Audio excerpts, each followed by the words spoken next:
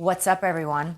This is Goldilocks, former TNA backstage interviewer, manager, and you're listening to TNA Cross the Line podcast. Thanks for being here. TNA Wrestling, Cross the Line.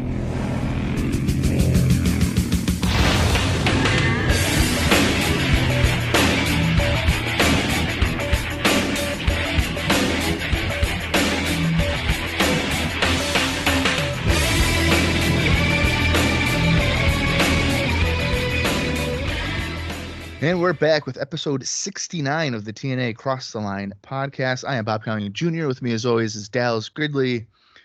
And Dallas, boy, oh boy, do we have quite the pivot here in NWA-TNA. Originally, the Hulkster. That's right, Hulkamania was going to come in, run wild on Jeff Jarrett's ass because Jeff Jarrett hit him with a guitar in Japan. But Hulkster's like, hey, my knee hurts, brother. I can't do that. Doesn't work for me. TNA has to cancel Bound for Glory, the biggest pay-per-view that never was. And they need to find a suitable replacement. And by God, they went deep into their pockets. They found that contract that has 3 more dates. And they mailed it to Venice Beach, California. To Steve Borden, Sting. And he's here tonight to challenge. That's right. Challenge for the NWA World Heavyweight Championship. It's Jeff Jarrett. It's Sting. It's a match that we've seen maybe 55 times. But by God, it's the first time we've seen it in TNA. Dallas, how amped are you for another Sting appearance here in TNA? Well, Bob, I am a big, I don't know what you call a little stinger. I'm a little stinger, okay? So I'm definitely excited to see Sting here. I think we have to thank Jimmy Hart for all this, because if it wasn't for Jimmy Hart, we wouldn't have seen Hacksaw Jim Duggan, Rick Steiner in the same night, and now he's bringing in Steve. He's bringing Sting in. That's right, baby. The Stinger is coming. So, yeah, man, I'm excited for Sting. I'm hoping that Jimmy Hart isn't here on this show, because I really don't need to see Jimmy Hart anymore, especially in his Hulk Hogan shirt, just to remind us that Hulk Hogan ruined the first Bound for Glory, the 3-hour, $30 pay-per-view spectacular that was going to air on November 30th.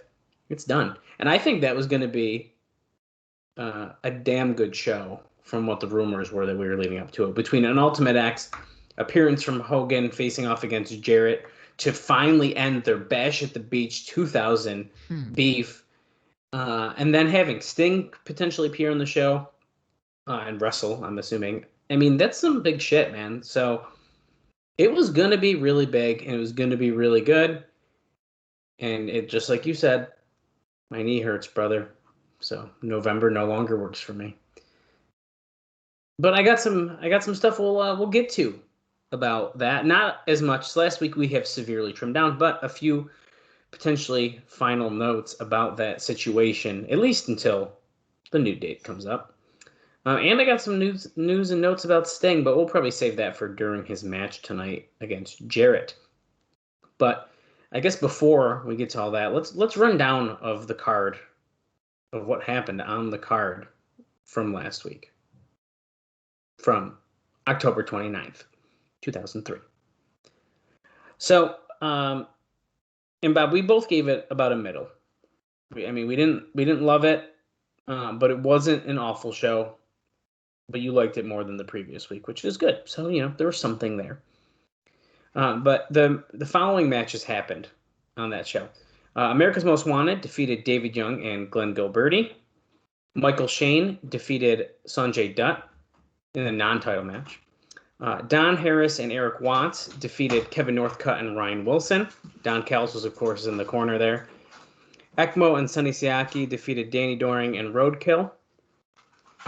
Kid Kash defeated Abyss in a chair on a pole first blood match, which was absolutely ridiculous.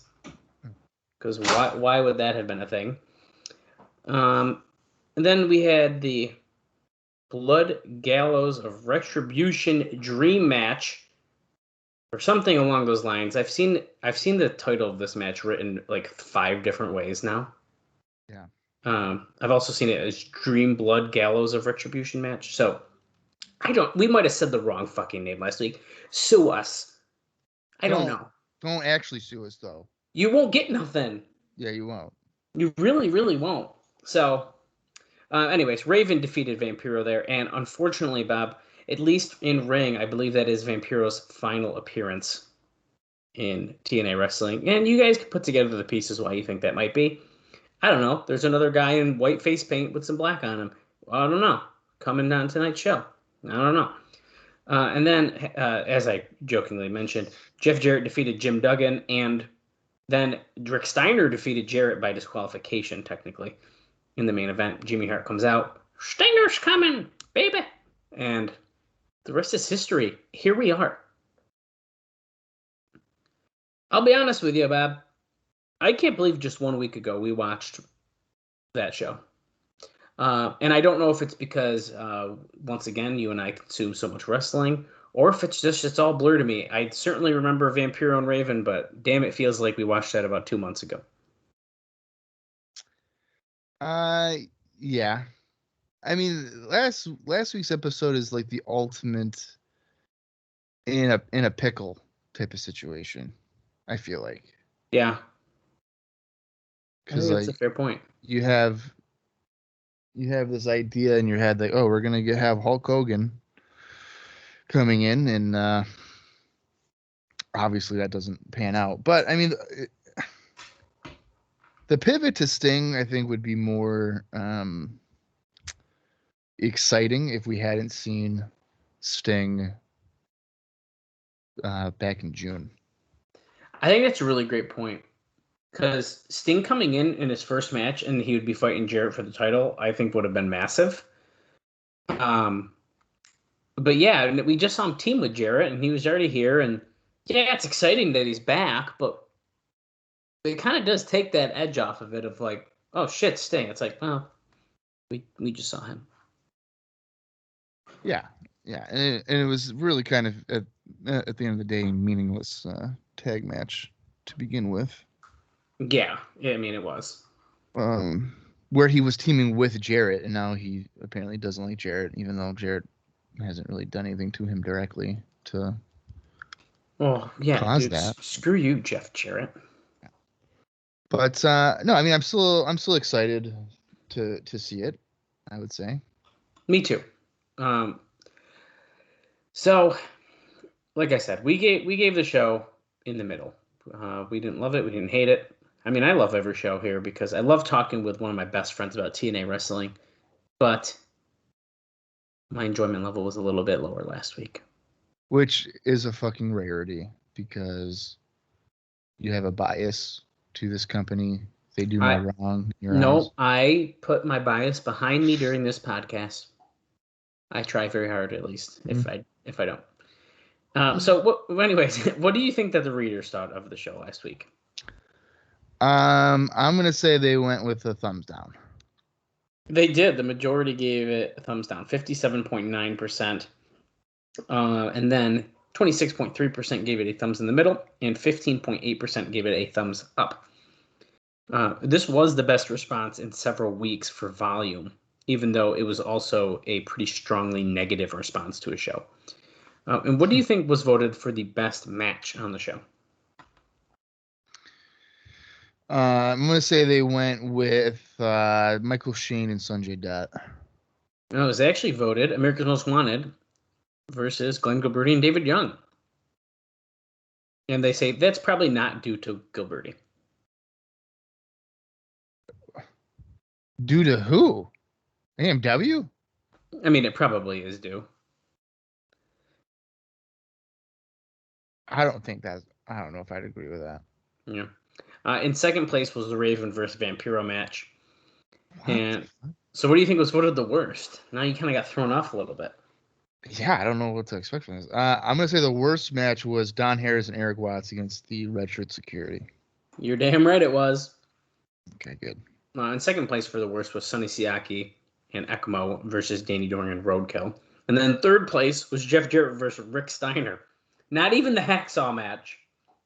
I was gonna say I would say Jarrett Duggan was worse than Jarrett and Steiner, and I'm not surprised with Ekmo and Siaki against Doring and Roadkill, largely because I feel like there's no connection to Doring and Roadkill. Yeah, I think that's a really great point. So last week, though, the attendance was about the same as usual, with an estimated 1,200 people, but based on lines, a higher percentage of freebies than in recent weeks. So, take that for what you will. And I don't have a ton of notes about last week's show, but I do have some other stuff I'm going to add in here, here and there. But this is an interesting one that kind of ties into our whole situation. So the idea that Russo is totally gone is a work. Shocker. Did anyone really think that this wasn't? I thought for sure it was like legit. Well, the October 22nd show was written by Jeff Jarrett, Dutch Mantel, and Scott D'Amore. According to one person who would know, Vince Russo wrote the original script for the October 29th show, although what he wrote and what turned out were entirely different, as Jarrett, Mantel, and D'Amore drastically changed it. Another person close to the situation said Russo didn't write the original script, but it did supply a lot of ideas for the show, almost none of which were used. Russo was frustrated at the direction, particularly since the finished product of October 29th wasn't good.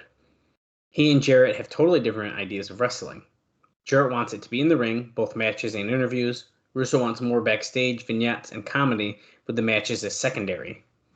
Dixie Carter still wants Russo in the mix, though. Russo, and he's not only one, because I've heard this from many others. Think that Jarrett relies on the reaction of the live crowd in Nashville too much, with the idea that the television viewing audience doesn't necessarily want the same product as what people who get it for free at the Asylum react to. Is it Jeff or Jerry? I'm assuming we are talking about Jeff at this point. I think Jerry's mostly out of the equation right now. Okay. That's interesting. I definitely have the same mindset as Russo? of Jeff. I'm not really big on backstage stuff in comedy. Oh, that part. I thought you were talking about the him relying on the Nashville crowd too much part. But yeah, I agree. I do agree with Jarrett there. I think a lot of it definitely should be more in the ring. I like a little mix, though. I think my ideal show has a little bit of both. I like backstage stuff and everything, but I think you have to have the matches have to be your focus, and everything else is secondary. If not, like even lower than that. Like matches have to be number one. It's a wrestling show.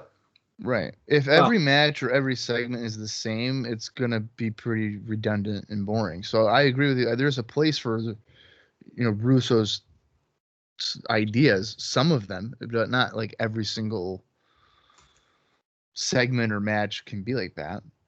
Exactly. And another thing about the comment of the Nashville crowd, I can see where Russo's coming from, and I think he makes a good point, because this isn't a matter of a wrestling company being a territory and strictly being shown in like Tennessee. You're being shown on pay-per-view, which would be essentially, worldwide or whatever, nationally at least. No, worldwide, because they have deals overseas and stuff, so I guess that makes sense.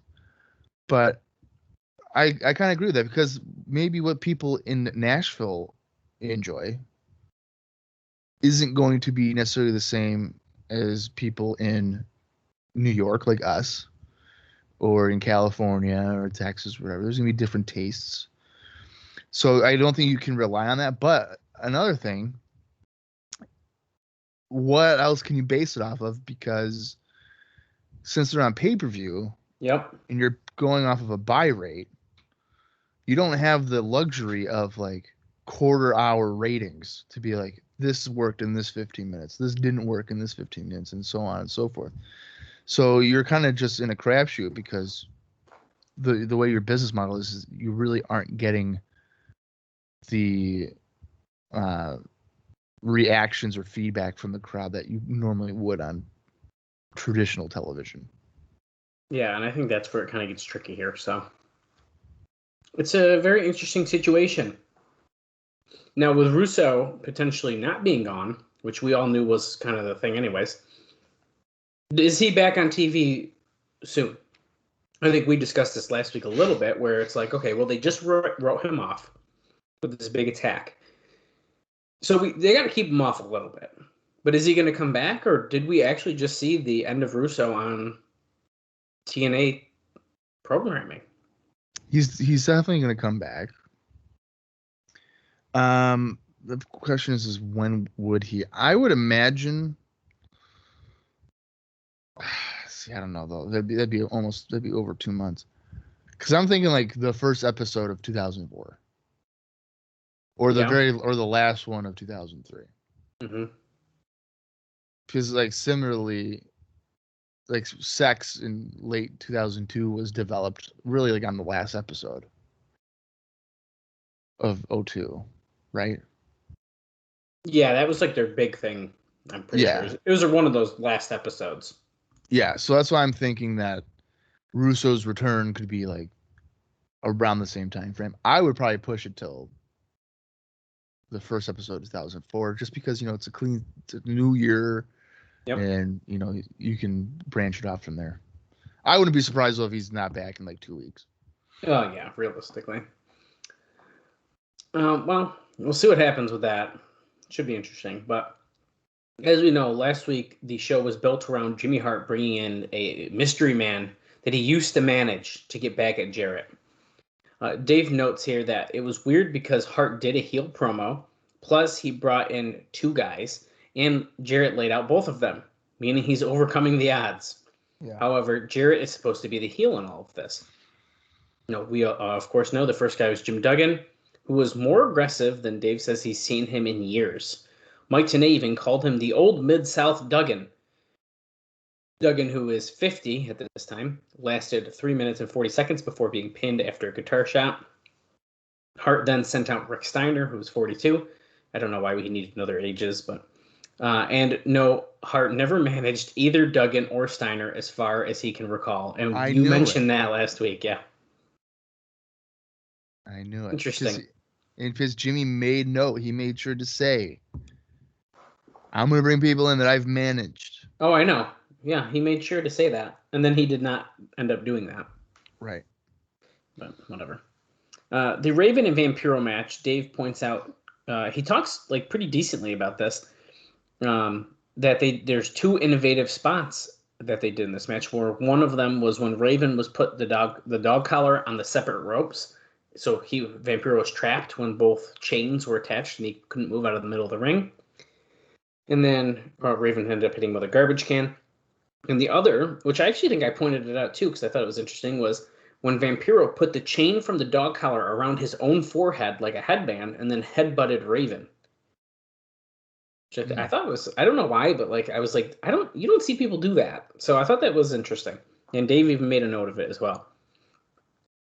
They did tease what appears to be a Raven versus CM Punk eventual program, since Raven yelled at Punk after the match when he came for the save, as Raven said it was his own battle and he didn't want help after ducking Jim Mitchell's fireball, which was someone mistimed something in that whole situation anyways. But that potential Punk-Raven feud that is hot on the indies could be making its way very late to TNA. I was just going to say, it's hot everywhere else, so then TNA is going to get onto it when it's probably going to be cold as hell.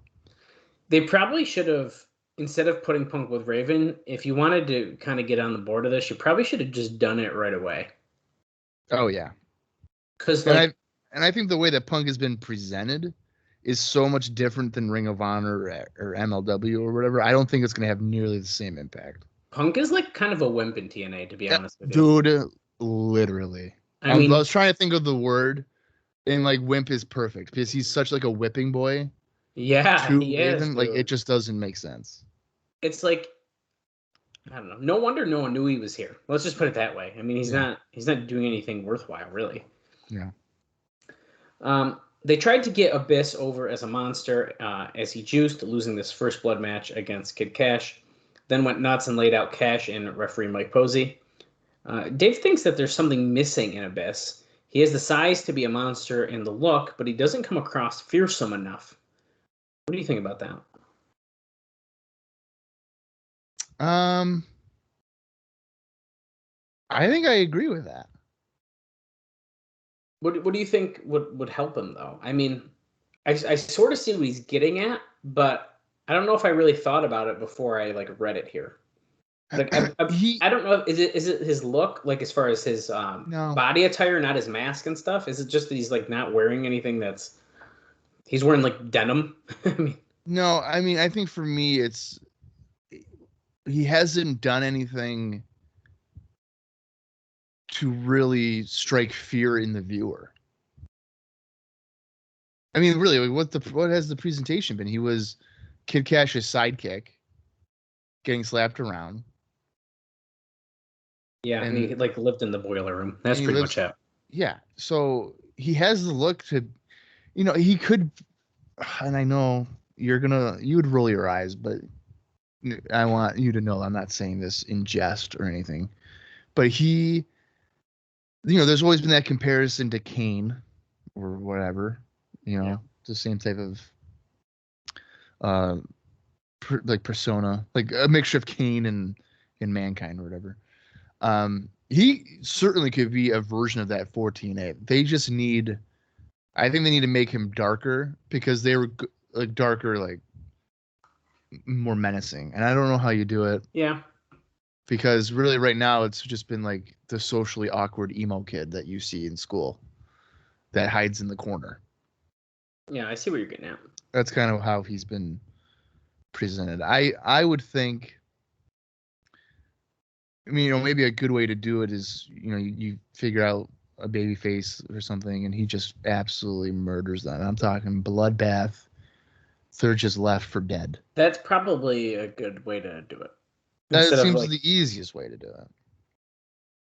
Yeah, I'm hoping that something happens though soon, because I do agree he does need to get away from Kid Kash. We got to move on from that.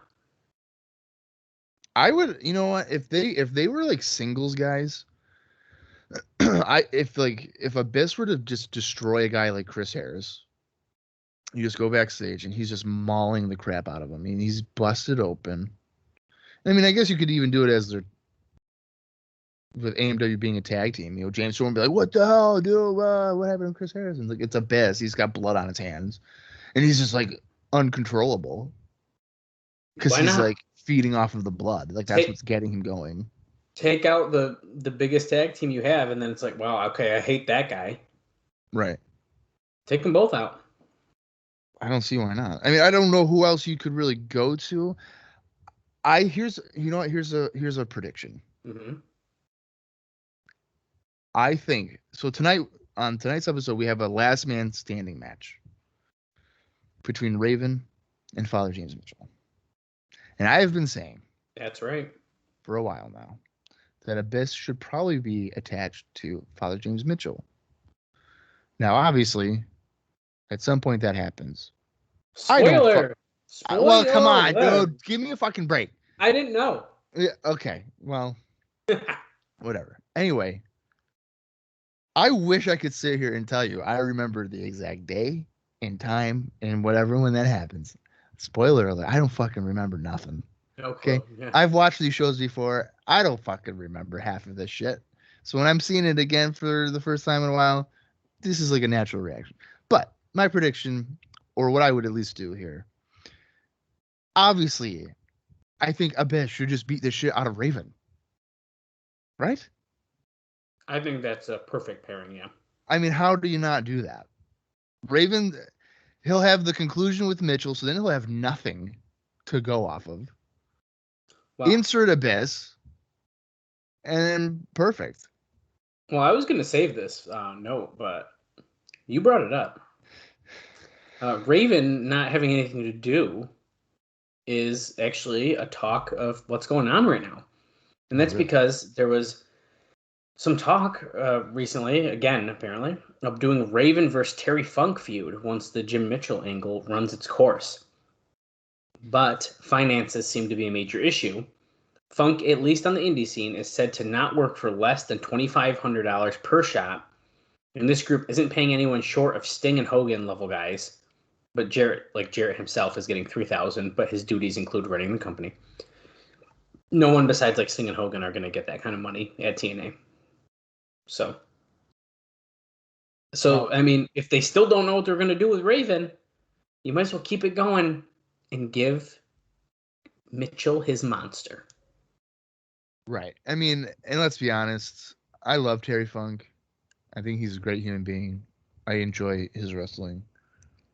If I'm TNA, I'm not going to give him $2,500. If I'm an indie promoter, that's different. I could probably recoup that. But TNA, yeah, you could promote it. I don't think that's really moving the needle to the point where it's a return on investment, which is a bizarre, not in the current situation, right? Which is a bizarre statement to say. But I know Ring of Honor's used them a couple times, and I'm sure that their houses have gone up when having Funk on the card because of that fan base. Exactly. Well, speaking of legends and stuff that's happening, there's not a big note on this, but they do seem to be building toward Jarrett and Dusty Rhodes. And we've noticed this a little bit on their shows currently, but it is noted here in the Observer. So who knows? We don't know what's going to happen. There's no additional details on that. But obviously they butt heads recently when Jarrett thought he was going to lose his title shot. So they're definitely going to have a match at some point. Joy. I can't wait. Me either. I actually forgot this was happening, but I think it's a good thing to be bringing up. That there is a several-week X Division program going on, starting on the show we're about to watch with that Battle Royal. And the Battle Royal winner gets a bye in this. It's kind of like a tournament in a way. The Michael Shane Triple Chance Invitational. Yes, Michael Shane Triple Chance Invitational. Right. There you go. That's why I forgot the name of it, because it's freaking 2 sentences long. So the winner of the Battle Royal tonight will get a bye. On November 12th, the second place finisher and the fifth place finisher have a singles match, as do the third and fourth place finishers. These two winners join with the Battle Royal winner in a three-way match on November 19th, and the winner of that gets the next shot at Michael Shane. So Michael Shane is not defending his title, presumably, at least not to anyone who's in the Battle Royal, for the next 3 weeks. Well, he technically doesn't have to defend it for 30 days, right? Well, he didn't defend it last week, so we're going to be right on that edge of that 30 days probably by the time he does. Well, you know what? And I'm pretty sure there's going to be times for Mr. Jeff Jarrett where he doesn't defend it for months on end. So. Oh, wow. Okay. That's really promising for as we go forward. Yeah. Anyway. Fantastic. I think I only have a couple more notes here before we can get into the show, and they're pretty short. This is about Hogan. Actually, let me give you the Hogan one last. I got another one first that's not really related to Hogan at all, and it's actually kind of more interesting. Okay. Do you remember our buddy Apollo? Oh, of course. It's been a while. Yeah. Well, Apollo has left IWA Puerto Rico. He was one of their top stars there for a long time, and in a post on Puerto Rican message board, he said the decision to leave was due to, quote, problems with IWA administration and other personal reasons. Now, he is currently living in Florida, which I think we actually knew when he first joined TNA. IWA reportedly sent TNA and WWE a statement warning them not to try anything because they had Apollo under contract for 3 years. If you remember, as we just said, he did work a few shows at TNA in the very beginning, but was hardly impressive, Dave says. I thought Apollo was fine, but whatever. Now, TNA does claim that they got no such statement. So they're saying they sent this thing, hey, we have him under contract for 3 years. TNA's like, well, we didn't get that. Will Apollo be back? I don't know. Well, if they said we didn't get that, I think that means that they are looking to use him. I don't see why they wouldn't. I think Apollo is an ideal guy for WWE to try to use. Oh, I'm sure. Yeah. Why not? I don't even know if he ever got a shot there. I don't know. at any point. Do we know what he's up to today? Do you think he's working UPS? I feel like a lot of wrestlers just go to UPS. No? Okay. He's probably back in Puerto Rico wrestling or something. That's a good point. We'll have to do some research at some point about that.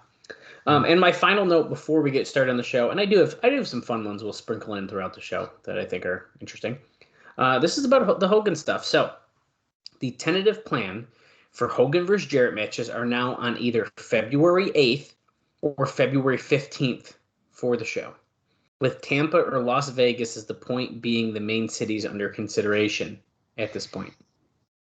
They were not about to announce it until they find out how long the recovery time will be for Hogan's surgery.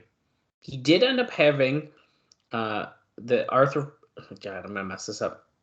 Arthroscopic surgery on October 31st. So he did just get that. And he is not committed to the January 4th Tokyo Dome show with New Japan, but will make a decision based on healing in the next 2 weeks. And when he gets a timetable, the pay-per-view will then officially be rescheduled. Pretty interesting. I'm trying to think of when would be the best time to do it. But it was just the February 8th or the 15th, right? Yeah, those are the 2 dates they gave there. Yeah, I mean, I was looking it up, and what do you call it here? The Super Bowl was on the 1st of February. So there's no competition there, I guess. But I don't know what would have been competition for the 8th and 15th. Well, you never know. Well, let's touch on Explosion real quick, and then we can get into the show. Because I'm ready for the Stinger. Damn it.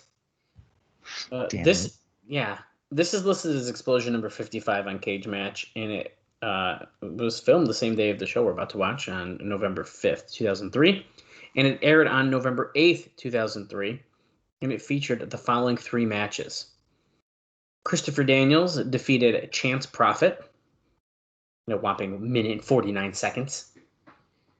All these matches are very, very short, but Johnny Swinger and Simon Diamond, and they had a shit ton of people ringside with them. Allison Danger, Becky, David Young, and Glenn Gilberti were all ringside for them. They defeated John Saxon and Scotty Matthews. And that was a NWA World Tag Team title match. So they had a title defense there on Explosion. And then in the main event, AJ Styles defeated J.R. Ryder, who had Dave Prazak with him. I don't think I know any of those people. Yeah, I don't know if I did either. I don't think I clicked into them at all to really see, but it looks like I feel like Scotty Matthews sounds kind of familiar to me, but yeah, out of the bunch, that might sound familiar. Let's see. Where did he wrestle? Anywhere notable that I can see very quickly? He did have, they're probably, nothing's fantastic, but WWE probably was a Sunday Night Heat. Oh, there you go. He wrestled as Malachi on Sunday Night Heat. As Malachi? Yeah. Oh, he's a Wildside guy. He wrestled at Wildside before as well. He looks like he's big in, let me double check the promotion, make sure I'm not bullshitting here. Yep, Omega. So, yeah. So that's Scotty Matthews for you. I don't know. Let's see. Is Jarrett Ryder? Is Jack Ryder? He's inactive now, so he's probably just fantastic. Yeah, he doesn't look like he looks like he did more. Probably. Yep. Sunday Night Heat, jacked. He wrestled a lot on there. It looks like. I see HWA on here. Oh.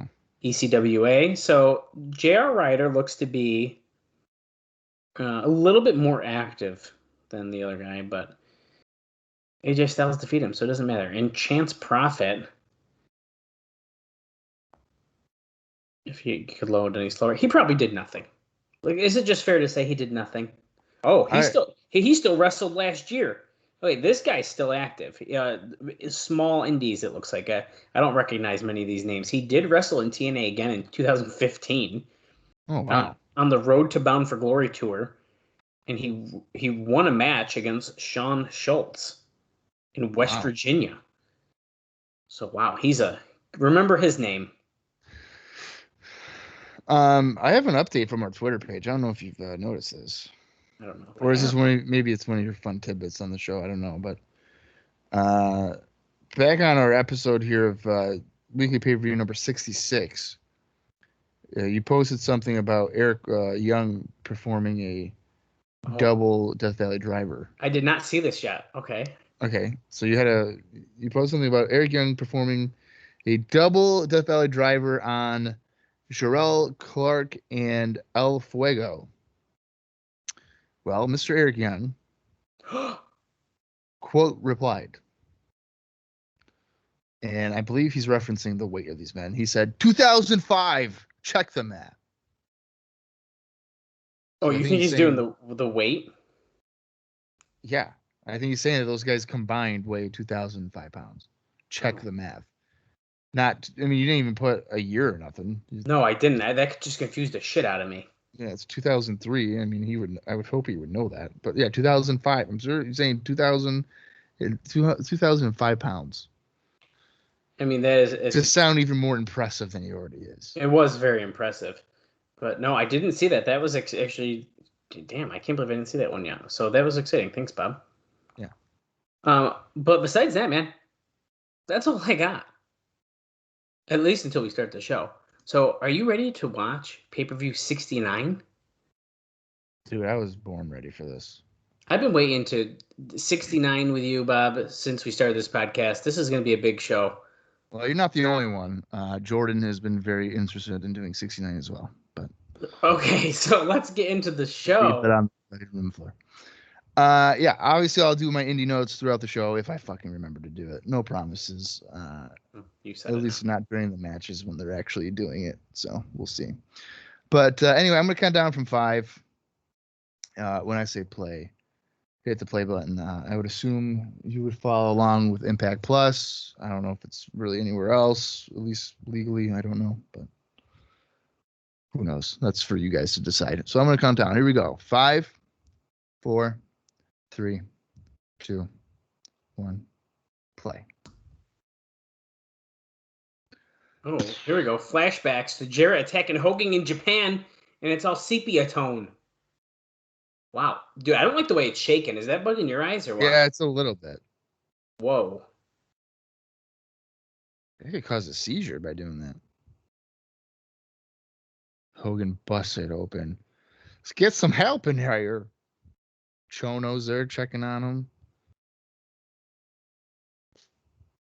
Why? 3 years ago at Bash at the Beach.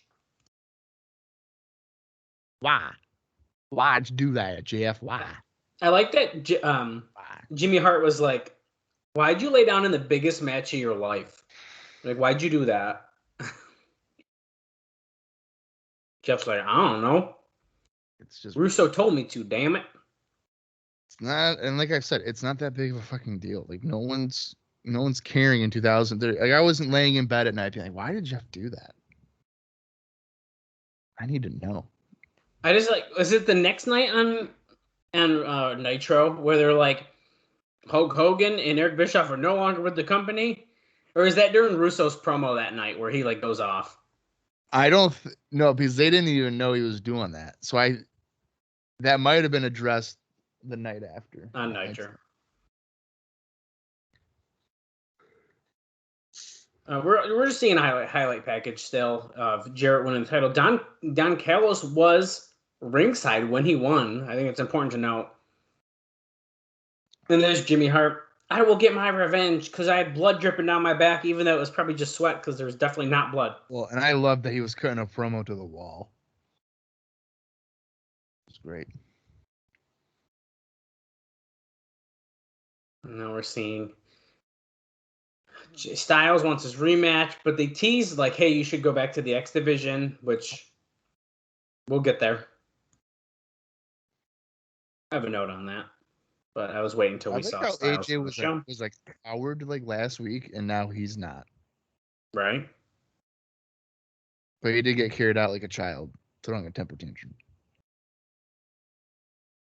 The Dusty Rhodes came out to confront.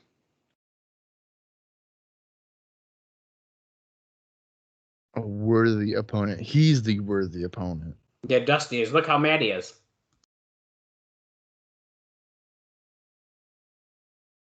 Can you believe they hit the hat off him?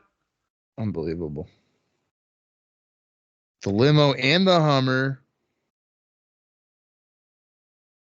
Oh, boy. That's right. Are we doing just a complete show breakdown of this week, or what? This is a lot, man. And we're only 3 minutes into this video package, and it's too much. Yeah, and they haven't even touched on, like, anything else outside of Jarrett. And I guess Sting. Yeah, there you go. Howl's at the moon. I thought it was going to be Moondog Yeah. coming back. You'll know, I believe Moondog has died. Oh, by this point, he's dead? I think so. Oh, okay. Or shortly after, around this time, yeah. We probably mentioned it at some point, and I don't even remember. I looked it up when he wrestled, and I was like, dude, he's dead by the end of the year. Oh, yeah, that's rough. Do you think Jimmy Hart comes out with Sting tonight? Yes. I think he's absolutely going to be there. And Jarrett's going to have Don Callis with him? Yep. Now, do you think Jarrett is going to lose technically his first title defense against Sting? No. Really? Oh, goddamn it. No limo. 7 days ago, you dropped a bombshell on TNA. No, this week we know who's in the limo. Wow, Jimmy Hart's voice, I didn't think could get any higher, and it just did. And it's like cracking. Jeff! Yeah. This week, it's the man called Sting, 1-on-1, baby. Sometimes your biggest nightmare might be right under the tip of your nose. And Jimmy Hart's just laughing. Wait, are they hyping up that someone else besides Sting could be in the limo as well? I think that's what he's saying. Who could be under the tip of his nose? Well, that doesn't work for me, brother. We know who it's not. Who could be under the tip of his nose? I wonder what that's suggesting. Well, Bob, you're seeing a shot of the crowd here. How many do you think are in the crowd tonight for the Stinger's return? 1,300. Bada bang, bada boom. Bob's got it right. 1,300. We have a sellout, but it's also heavily papered, of course. Of course it is.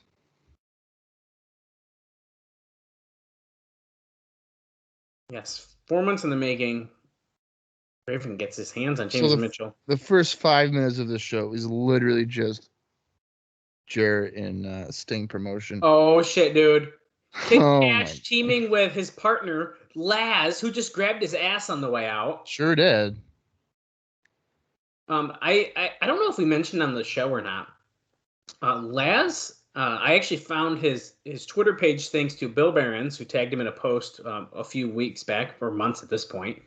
Mm-hmm. And from that, I found out Laz is like a super talented artist. And he does like comic art and stuff, and it's wicked good. Well, that's interesting. I don't think I ever would have known that, or even guessed that. Yeah, let me see if I can get his Instagram up so I can shout him out, because it's really good. CM Punk and Julio De Niro, The Gathering. Julio has full Raven paint on. Speaking of talented artists, I found Lash LaRue recently on Twitter. Really? Yeah, he used to do comic book stuff for like Pro Wrestling Illustrated.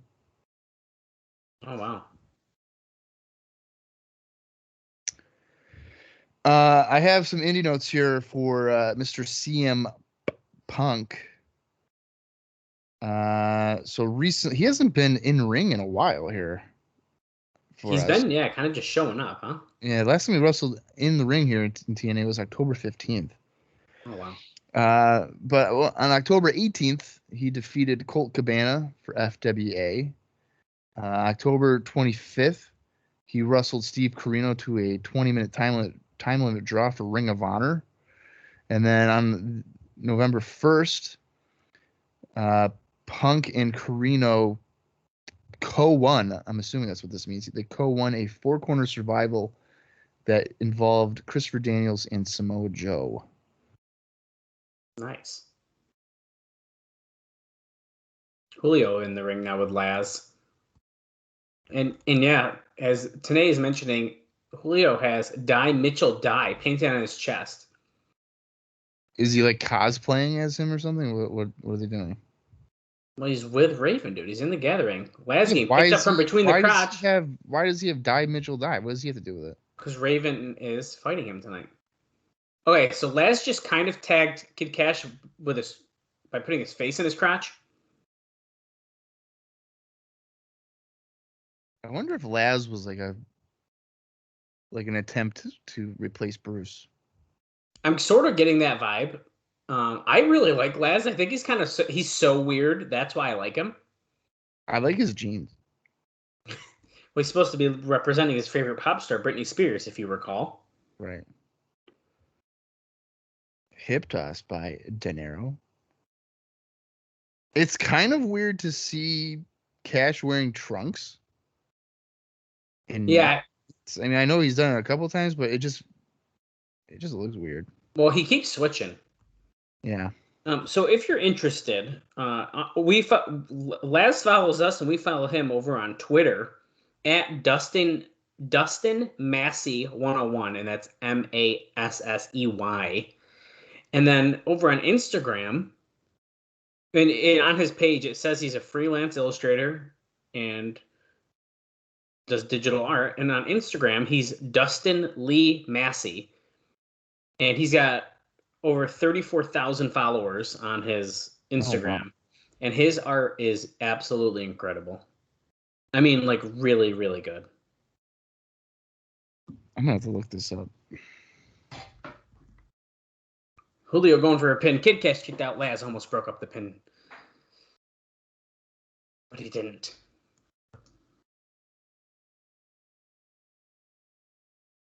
Weird, very, very weird placement for Kid Kash on this show. Is it not? I mean, this is very odd. He drew this stuff? Yeah, dude. He's an illustrator. Holy shit. No wonder he stopped wrestling. This is incredible. Dude, he's really good. Northern Light suplex by Laz onto Julio. Oh, kick out. He almost had it.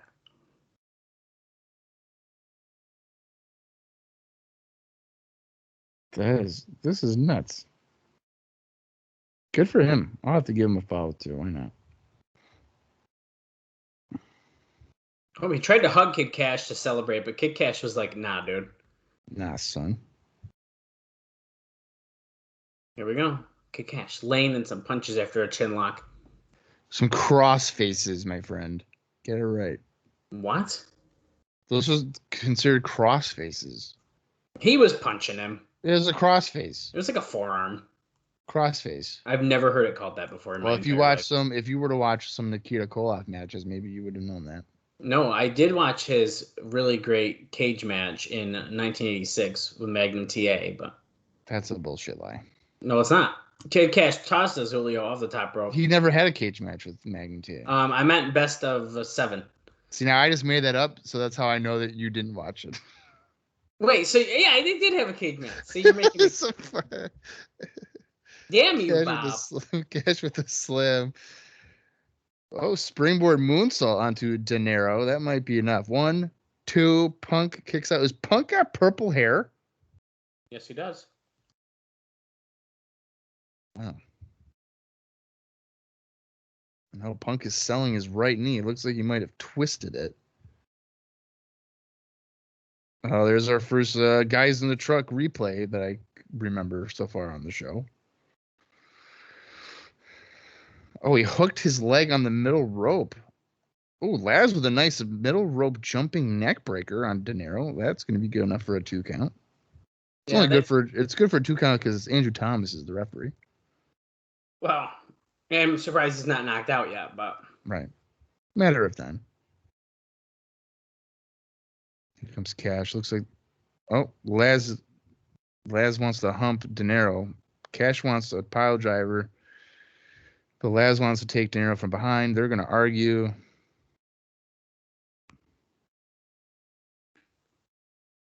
They can't get along. Yeah, see, I knew they had a best of 7 series too. See, I'm a big Nikita fan, man. Yeah, So, well, of course they have the best of 7. That's what they're best known for. oh, that's the best. I'm also a big fan of, the Russian chain matches that they had. You're literally just looking up his cage match results. Like, get the fuck out of here. No, I'm not. Yeah, you are. And you're smirking because you know it. Punk and his purple hair with a snap powers. I'm on Kash. That's going to be a 2 count. I'm smirking because Laz is on my screen and I missed him. Yeah, okay. Now, would you? I mean, I don't know. If you're gonna do Kid Kash being done with the Abyss stuff, like, don't you think you'd maybe like throw him in that X Division Battle Royal or something? I mean, he was a pretty big part of some of the earlier X Division stuff. I don't know. I probably would keep him out of the X Division at this point. But you'd team him with Laz against the Gathering for no reason? No. This is the ultimate sign of, like, we don't know what we're doing with Kid Kash right now. Punk and Kid Kash brawling on the floor. Oh, Punk got poked in the eyes. Followed by a chop. Couple of chops. Look at all the people. There's so many people I feel like painted like Sting.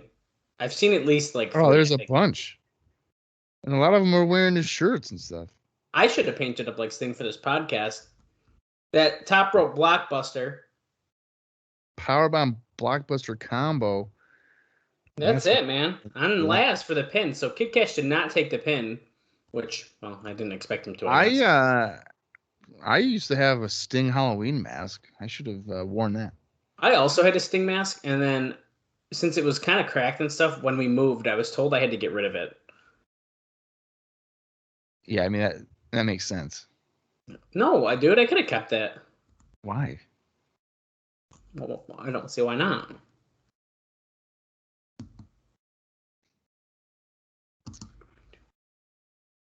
Kash is pissed. Laz is laid out. This isn't going to end well. I really doubt it. TNA says, let's keep it on in the ring, the camera. Is Laz wearing women's underwear? I think he is. I'm sure he is. Oh, well, Kash is beating up Laz. Uh-oh, here we go. Oh. Whoa. Powerbomb. Right on, like, the tailbone there. Oh, he stomped on his nuts.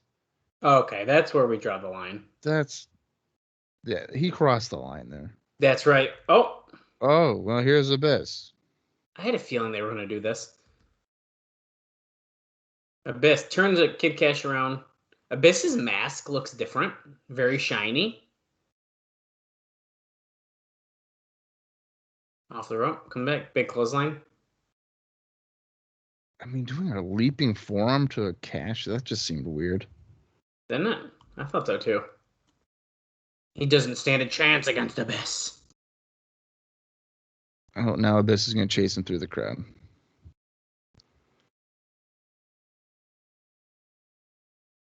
Oh, Kash went outside. Is Abyss going to follow him?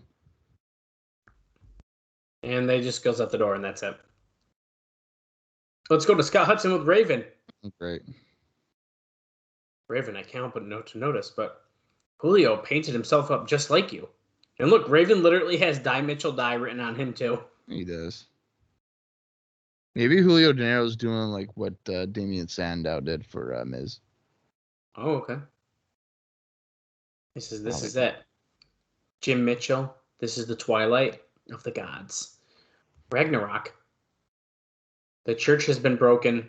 Sin, Slash, and Vampiro have been eliminated. Oh, is that the end of all of them then here? Raven says only he remains. Last man standing tonight. You would think that Mitchell's going to give him a hard time tonight by these promos. Right? May God have mercy on your soul. Quote the Raven, nevermore. Okay, TNA is in the ring. He's a self-proclaimed Mr. October of professional wrestling. It's his newest nickname. He injured Hulk Hogan. But then Are you kidding me? His nickname is Mr. October of professional wrestling? Yeah, dude. He is. That is the most ridiculous thing I've ever heard in my life.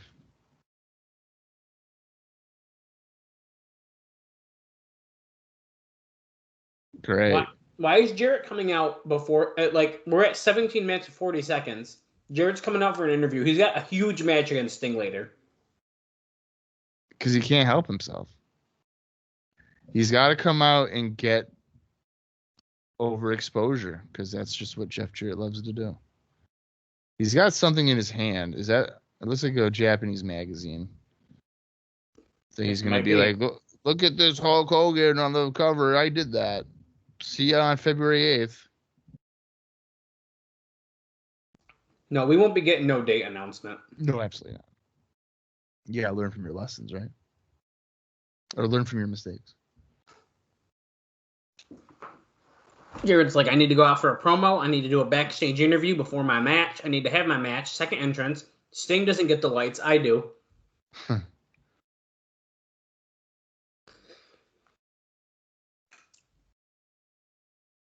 Listen, tonight. What could he possibly say right now? They're chanting for Hogan. Well, you guys aren't getting him. He just had surgery. Sorry. Oh, he said that's one of the reasons he came out here to talk.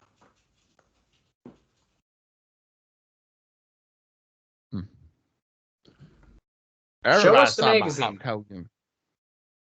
He's got a magazine and a newspaper, it looks like. Do you want to buy that magazine, Dales, or what? Japanese sports newspaper. He's pointing to it like TNA can read it. Talking about his surgery and how long. Are you trying to say he doesn't know how to read? Not Japanese. Oh. A German magazine. It's actually a photo of Hogan from WCW.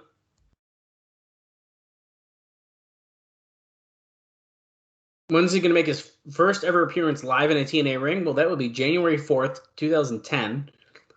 In case you guys are keeping track at home. In case you didn't know. So we just got to wait 7 years. Yeah, what's the big deal? A little less, actually. Really closer to 6. So we're on November 5th, but... Oh, my God, Jarrett. I like you, but holy crap. And when the match takes place, will it be for the title? So we're still hyping the match. TNA says, wait, there's one other question that the people have on their minds concerning Jeff Jarrett, Mr. October. What's the question? What's that tonight? Oh, you hear him chanting it. And I didn't hear him chanting it, but Jeff Jarrett took the microphone. He's yelling at TNA, get the hell out of my ring. This is the feud we like. Get out of my ring. I'm sick of Jimmy Hart. I'm sick of Dusty Rhodes. Telling TNA, get the hell out of my ring. This is the feud we've been waiting to return, really. Do we care as things here? No. No, Jarrett's feuding with TNA. Absolutely.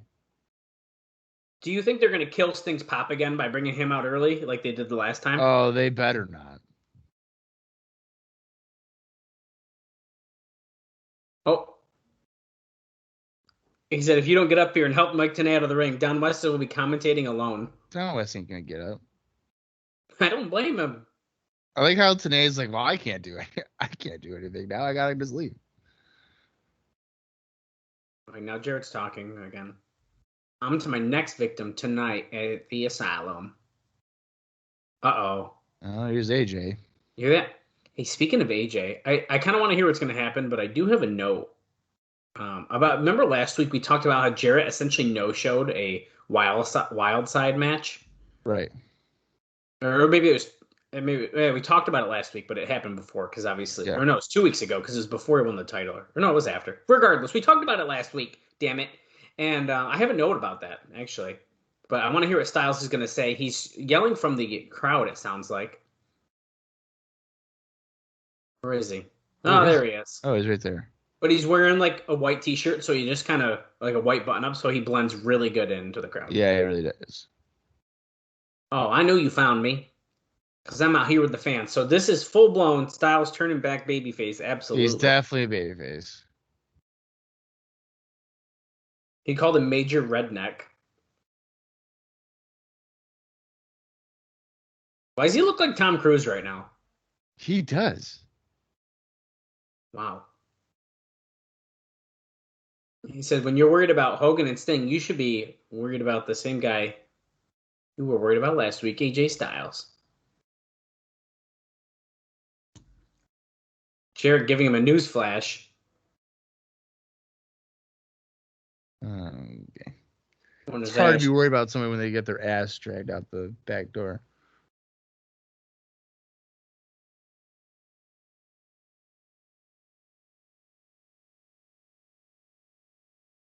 Yeah, when's the rematch?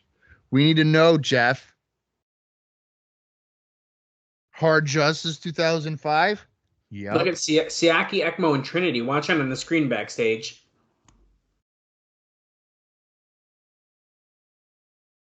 Thanks, Tanae. We just saw that.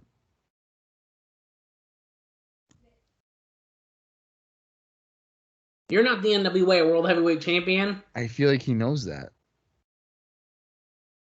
You don't have Steiner, Duggan, and Sting gunning for you. Or Hogan.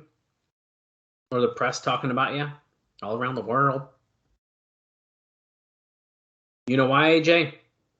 You know what? I know it, and all the people knew it. Because you can't compete on my level. Wow.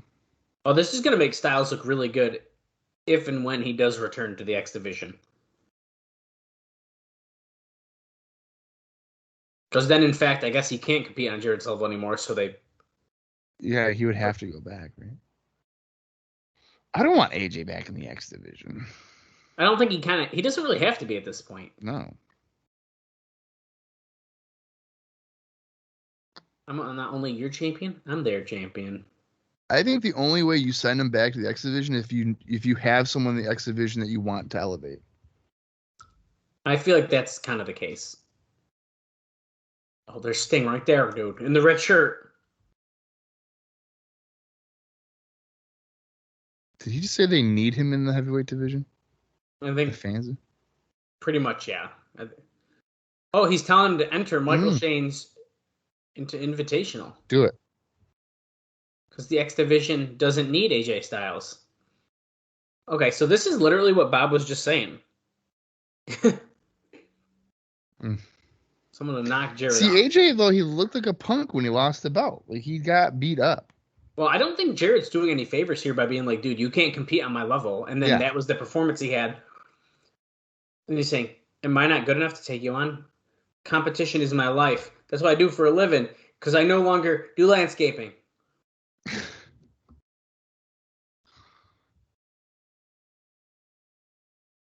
Competition starts now. Oh, boy, He drops the microphone. He's unbuttoning Take your his shirt off. Walking through the fans. The front row fans are like, wait, AJ Styles is behind us? And here he comes, hops the guardrail. Well, barely hops the guardrail until Jarrett comes after him. Well, this is a great time to bring up this note here, because it's about these guys as he drops Styles in the guardrail. So this is from the NWA Wild side.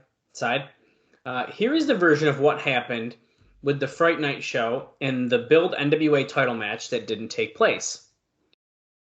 What had been announced was that Styles would defend against local wrestler Rain Man on October 25th, and if Jarrett won the title, it would be a three-way. Wildside officials were told by Jarrett that Styles was going to retain the title on October 22nd, which is not what we heard from several sources going in, and Jarrett would win the title in a rematch on 10/29. Well, Wildside officials claim Jarrett told him to announce the three-way if he wins, because he wasn't winning. They claim he said if he did change his mind and win the title, then he would come to Cornelia, Georgia, and defend it at the price Styles had agreed to come in for. After Jarrett won, he had no interest in doing the match, leaving promoter Bill Behrens, who also works for TNA, in a bad position. Jarrett agreed to do the video promo for the rest of the week. They were trying to talk Jarrett into coming in, but he wouldn't agree. And Jarrett just hit Styles in the head with a chair as the Red Shirt Security and Don Callis are taking control now. So, Bob, what do you think about that? So he said that he would come in, and then he was like, nah, I'm not going to do it. Yeah, he was like, Styles isn't going to win. You can have Styles, your champion, but advertise it as a three-way if I win the title. But I'm not winning it. And then if I change my mind, then I'll come in instead, and I'll do it. And then he won the title, he changed his mind, and he did not come. Well, I mean, does it suck for Bill Barons? Sure, but if I was Jeff Jarrett, I probably wouldn't want to go to a 150 people show. Yeah, but then just say you're not doing that. Well, he did. He said, "I'm not Oh, going." wait a second. Oh, Abyss is helping out Styles. He's attacking Red Shirt. Well, because he was outside that door from the last segment, and now he's coming back in the door. No one will let him back in. I guess not.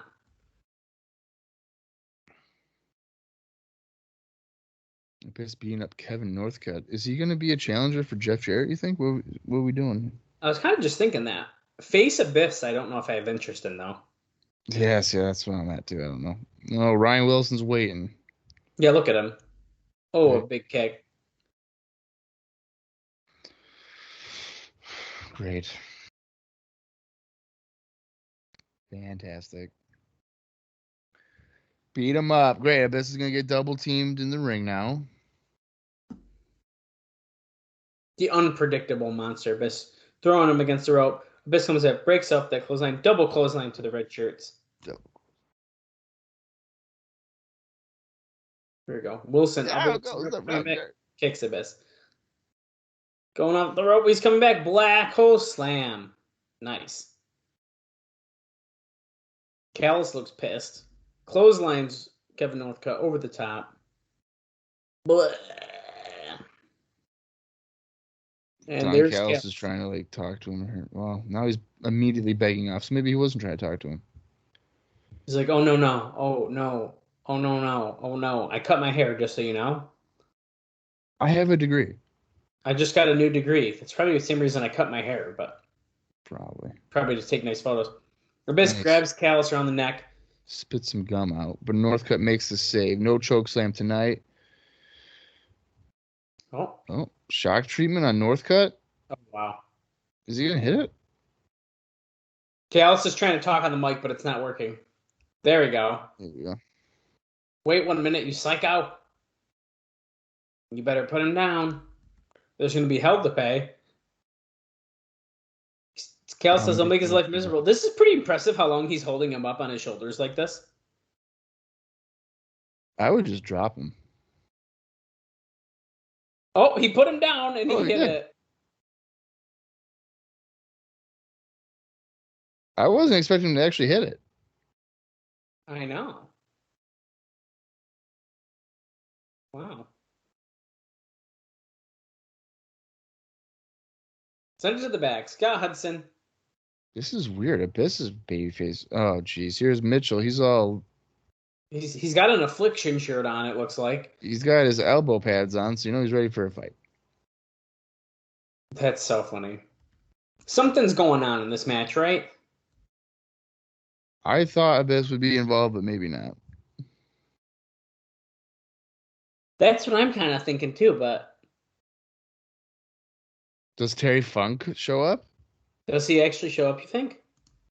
Heel Terry Funk to fight Raven? See, I don't know if the crowd would respond to a heel Terry Funk, though.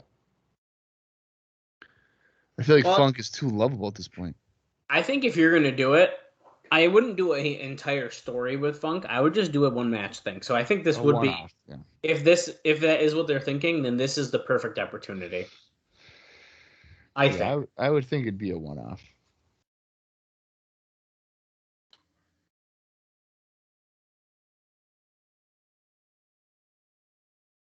Okay, Mitchell. We know.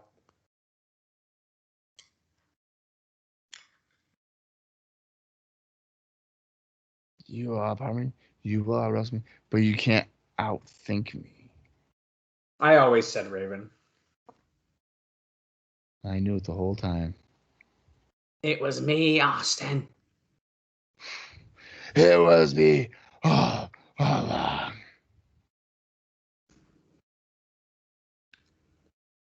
Raven, do not underestimate my mind. Okay.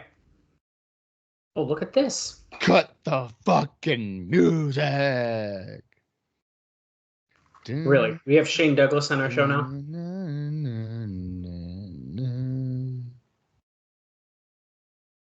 Oh, okay.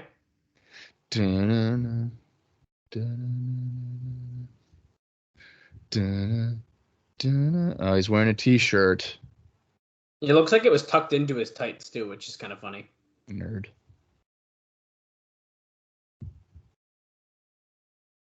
His first member of the franchise. Why? See, I hope he takes that shirt off. He doesn't look. He looks like he's in good shape. I was thinking the same thing.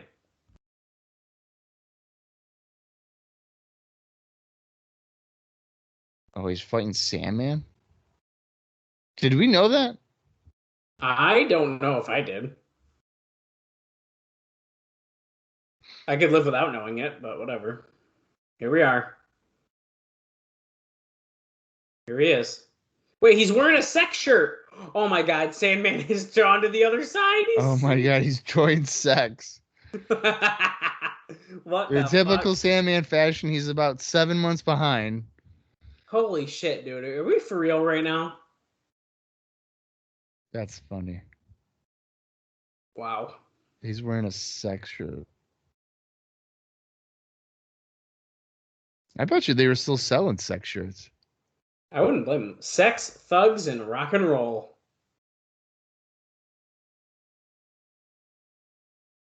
Okay, I wish I had something I could talk about during this entrance. I guess, well, I'll give you this note because I should have mentioned it during that Styles thing, but a lot was going on.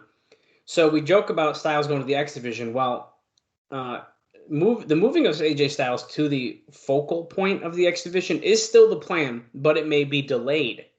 So there's a chance that he may stick around to kind of bug Jarrett for a little while longer.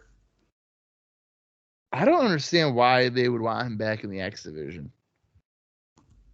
I feel like it's because they don't know what to do with him. They're like, okay, he put Jarrett over, now what? It's such a step back, though. Like, I don't understand, like, what the point of that would be. Yeah, I don't know either. I mean, sure, would AJ have great matches with like Sanjay Dutt and stuff? Sure. Why does Shane Douglas look absolutely terrified of Sandman? Oh, maybe he is. He's standing on a chair drinking beer. Aren't you scared? I can't believe that you're here. Your forehead's already busted wide open. How is this You want happening? to get extreme? Extreme.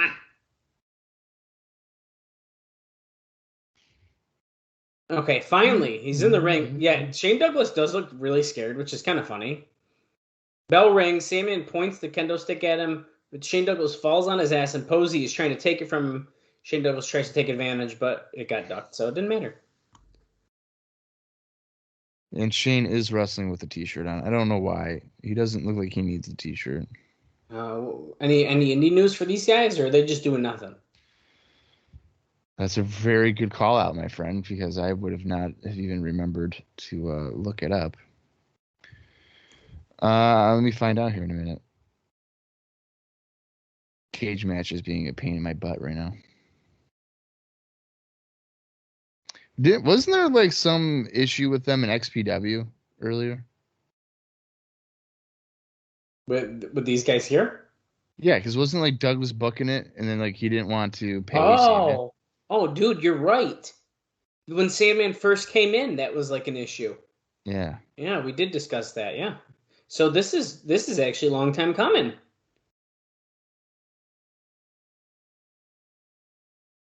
Well, apparently, cage match is down, so I don't know. Okay. Well, we will update you guys if that comes back on, I guess. What the fuck? Oh, wait, here we go. Sandman has a chair jumping off, and he went to hit Douglas against the guardrail, but Douglas moved. That was it. He moved. Oh my God. Belly to belly suplex into the guardrail. That looked like it fucking hurt.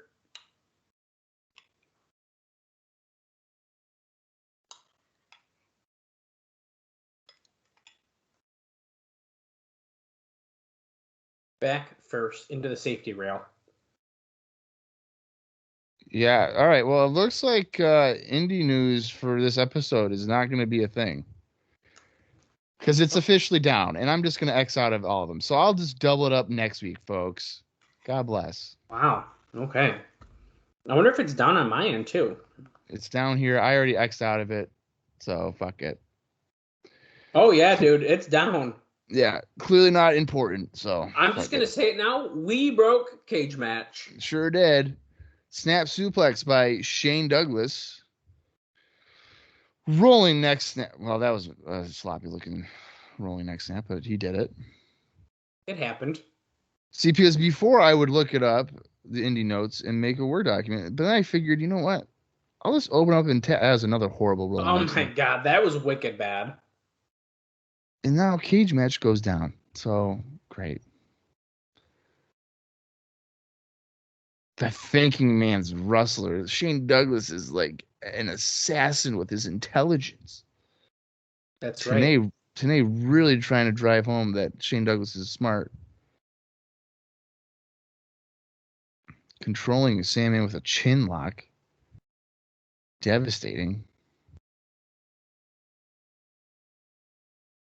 No one wants to see Sandman wrestle in a straight up singles match, so this is going to suck.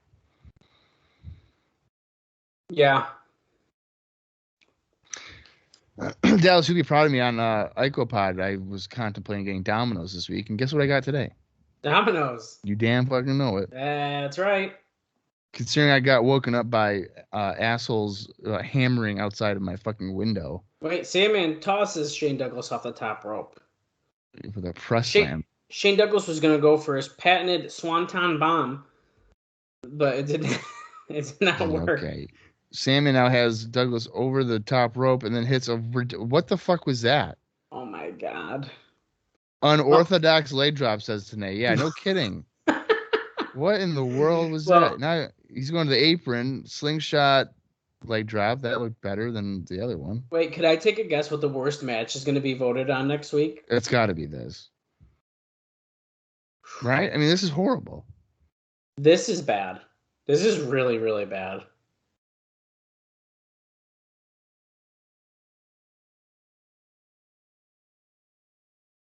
Oh. Hurricane Heineken Rana. Oh, Heineken Rana. That's right. I know all about Heinekens. They're in the green bottle. Yeah, how many beers have you had in your life, Dallas? None? None. Oh, Douglas throws Mike Posey in the way of the kendo stick, but Sandman stops himself, luckily. The White Russian leg sweep. Is he going to get him? 1, 2? Oh, I just got wicked nervous for that. Hey, Jordan, you're listening to the show. Who's that? That's Tracy Brooks. Oh. She just hit a flying vagina splash. No, what is she does call that something. The pie in the sky? Is that? Oh yeah, the pie in the sky, yeah. Sandman had her hair, but nope, Shane Douglas belly to belly. We know who the first franchise is, Shane Douglas, or today saying, wait a second, Sandman just kicked out of the belly to belly. Are you kidding me? He's absolutely shocked that he kicked out of a belly to belly suplex. What the fuck? He did it again. Another one. 1, 2. That got it. He probably whispered, "You're not getting your money," and then he stay down. Yeah, your booking fee is way too much. Well, Jordan, I want you to let us know what is worse, that Dallas hasn't had a beer in his entire life, or that my first beer experience was a warm Bud Light. Let me know. Wow. All right, Tracy is with Douglas, who's got a microphone, and it is working. Say, take a look at the newest member of the franchises. Do you think Tracy's hot? I'm gonna say no. She's looking pretty good here. Yeah, man. Yeah, I'm a fan.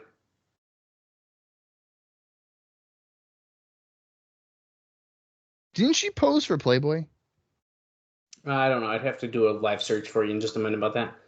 But, she's kissing him on the cheek. She said there's nothing she wouldn't do. Well, what a surprise here. Shane Douglas is associated with a female manager. It's something that we've never seen before for him. What the fuck is this? We're backstage. Scott Hudson interviewing Jimmy Hart. There's a yellow light pointing upward and a blue light pointing downward, and they're in front of a sheet. Are they in Raven's locker room or something? Like what is going on? He says Sting is here because TNA is on fire. No, it's because he signed a contract for 4 matches, but yeah, let's not forget that. And Sting is my Sting is friend, my baby. friend. He's looking out for me, that Sting. Why, Jeff Jarrett, did you lay down in the middle of the ring against Hulk Hogan at Bash at the Beach 2000? No one Oh, cares. Sting wants to know Sting. why. God, Sting, we don't care. Because it's Showtime, folks. Woo! Who? Ha. Who? Huh.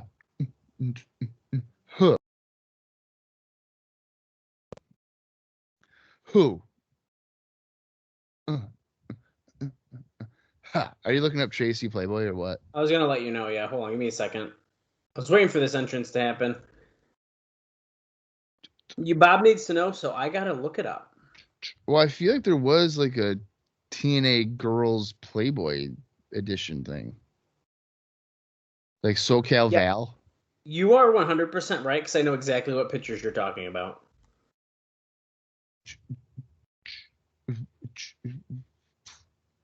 Tracy SoCal Val, and I think there's another one. So, Sonny Siaki and Ekmo fighting America's Most Wanted tonight. I do remember that being announced. Yes, Tracy definitely did pose, and she is wearing a TNA shirt, and her boobies are out. Sick. Look at this. Big show because Sting's here. So we got to pull out the white America's Most Wanted tights, dude. Yeah, we go. James Storm looks to be kind of happy, so I think they're going to go over tonight. I like this picture. Hold on, I got to hold this one up so you can see it, Bob. Could you explain to everyone at home what's going on in this photo? So that's Tracy Uh-huh. posing up against a wall with is that TNA logos on her nipples? Yes, it is. Oh my God. Well, so did they actually do it? It was like a TNA wrestling, like the women's thing? TNA. There were, I want to say SoCal Val was involved in it as well, but I'm not sure. Yeah, this is too hard to research live, but we know Tracy did, so Bob You know what? confirmed. You know what? Let the guy that can look up Playboy. I'll do it. Okay. Yeah, I'm not of age. I shouldn't be doing that. TNA Wrestling. I just typed that in. Playboy. That did not help me. There you go. Well, the bell rings. Dude, it's the first. It's the first post. Oh, I was looking at images to make this easier. I was trying to read an article about it. You're unbelievable. Well, okay, so I'm gonna read it now because all right, here's the deal. I'm fucking doing this shit. Okay, Tracy Brooks. She has. This is from 2009, July 2009. Tracy Brooks has already posed for Playboy. She did a shoot during her hiatus from television. Blah blah blah. Also, is being reported that Christy Hemme and SoCal Val may have also done shoots. So that was the three people I was thinking about. Yeah, but did those ones actually happen? I know Christy was in it anyways, but that was during her time in WWE. Well, let me. I'm pretty sure, but let me look it up. SoCal Val.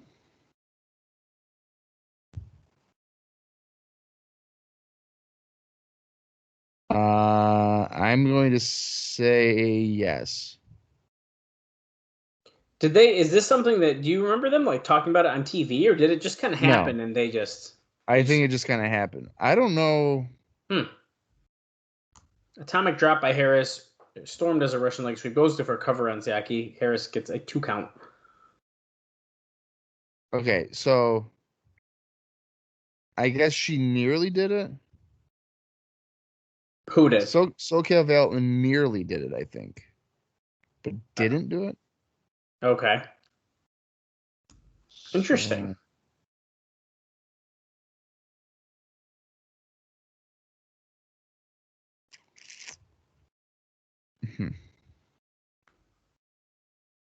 Interesting. Very interesting. She was okay. So in July of 2006, she was offered to do a centerfold. Really? Yeah. I don't want to stop your Playboy talk here, but it looks like Cage Match is back up. And Bob is lost in the... I'm deep in this Playboy stuff. So she ended up declining it. I'm sure we'll talk about this again come July 2006. But she ended up declining it, but she has posed nude for an artist named Brian Hay, and it appears in his 2014 calendar. So if you have that 2014 calendar, if you want to send it to me, that'd be cool. Oh, okay. Send us the DM at Cross the Line TNA, and depending who sees it first, it'll either be me or Bob, and send the calendar our way. Harris with a stalling suplex on Siaki. Bob, unglue your eyes. Cage Match is up. We need indie news, man. I already X'd out of all of it. Okay. Well, I'd like you to reopen it. I'm asking you as a friend to reopen it. Well, fine. Double drop kick to Sonny Siaki. I'm pretty sure none of these guys did anything anyway. So if I have to get caught up, it's going to be just on Shane Douglas and Saban. Yeah, we're not really that far behind. I just happened to refresh because I was looking at this Nikita Koloff Magnum TA Best of 7 series. Whatever, dude. And one of my favorite Best of 7s of all time. And yeah, okay. What's one of your other favorite Best of 7s? Booker T and Benoit from like 2006 SmackDown, you son of a bitch. I actually was gonna say that. Of course you were. I also really like the other one that happened in WCW. You know what? At least I'm happy you are aware of that one. That happened in WCW. Oh, Acmo with a big leg drop on Harris. Well, yeah, that's why we got to do it again in 2006. Just because I'm not an encyclopedia like Bob is, doesn't mean I don't know. I am not an encyclopedia. Bullshit. What was the date of WrestleMania 14?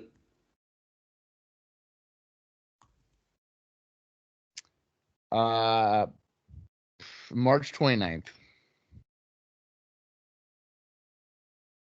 Are you going to look it up? Yes, I am. Ah, no. We didn't get it. March 28th? That's closer. 26th? No, it's 29th. What? It's what? March 29th? I said March 29th. Oh, I thought you said March 9th. No, March 29th. Oh, then you're right. I was fucking right, you piece of shit. Bob, you're right. Okay, what year was, or not year, I need a date of Sacrifice 2007. May 12th. Dude, pretty fucking close, man. Holy shit. May 13th. Oh my god. What the fuck? This is what I'm talking about. Excuse me. Storm is disoriented. Harris wants to tag. Siaki's down. Harris is struggling here. Big tag, hot tag. Woo! Harris comes in, knocks him off the... Well, he didn't knock him off, actually. He just hit him. Flip Sonny Siaki against rope. Back body drop. Now he hit ECMO, but he didn't fall again. All right. Sandman didn't do anything on the indies. Shane Douglas, though, on November 1st, he defeated Bubba the Bulldog for IWC. Okay. So, there's that. All right. If I open up all these tabs again and Cage Match goes down, I'm going to fucking cry. How many did you have open? Because that's probably what broke it. How many did I have open? 1, 2, 3.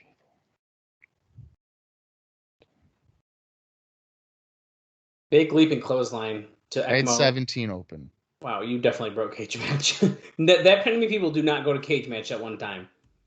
I bet you a lot of people go to Cage Match at the same time. Look at Trinity with her little cowboy hat on. Remember, they've been teasing her separating herself from Siaki.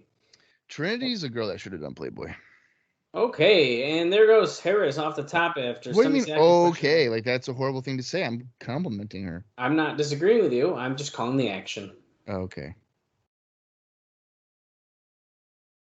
I need her to wear that outfit that she wore that one show again. Yeah, dude.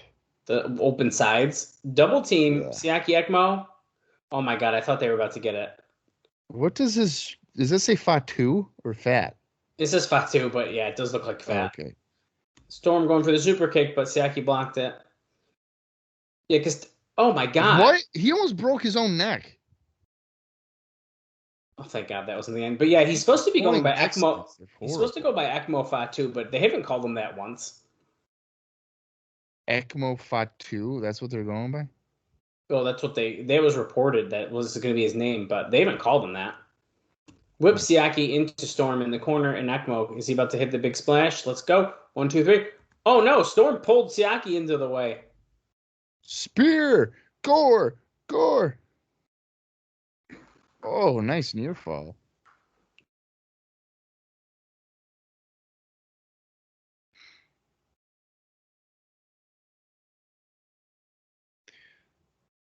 Daz, you want to hear a funny story? Yeah. So you know how I told you I ordered Domino's today? Yeah. Well, I ordered that at 4:34 p.m. Okay. At 4:38 p.m., Domino's sent me an email saying, satisfy your craving with an ad fucking email. It's like, dude, I just bought from you 4 minutes ago. So they wanted you to buy another one. Trinity just slid a chair in the ring and essentially gave it to America's Most Wanted, to Chris Harris, who's got the chair, hits ECMO, unprotected chair shot. And he definitely sold it. Come on, ref, turn around. Trinity doesn't know she wants to help here.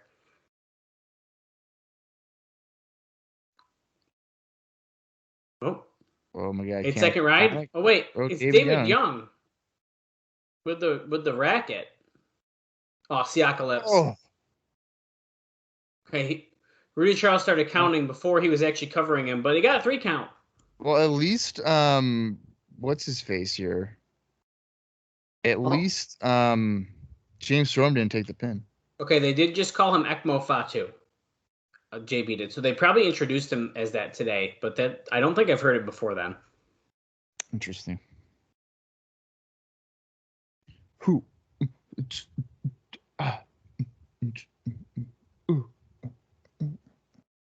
Here's Diamond and Swinger. Our NWA tag team. Simon has a problem. He hasn't done that here in TNA. Bottom line guys, that's what they are. Oh, and that's why they had to take out America's Most Wanted. That's original. David Young just came back there like, who's the man? And so Glenn says, who is it? And they're like, David Young's the man. Oh, look, David Young's like part of the group now. Part 1, Glenn. Okay. Oh, David Young and Glenn Gilberti versus 3 Live Crew tonight. Glenn is like, no, me night off, man. Oh, he said, are you scared?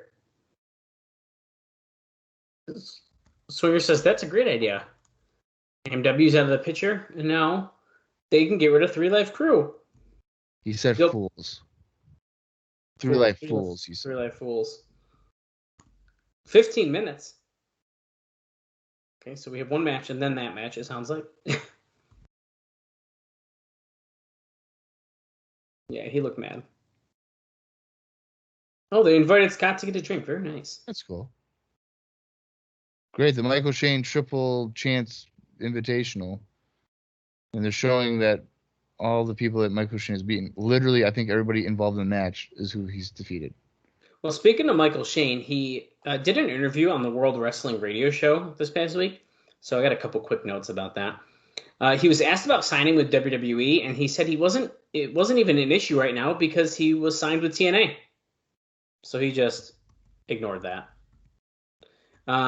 He also said that he called TNA month after month after month until Bob Ryder finally called back and offered him a spot. He claimed that Don Callis came up with the Ultimate X concept, which he didn't.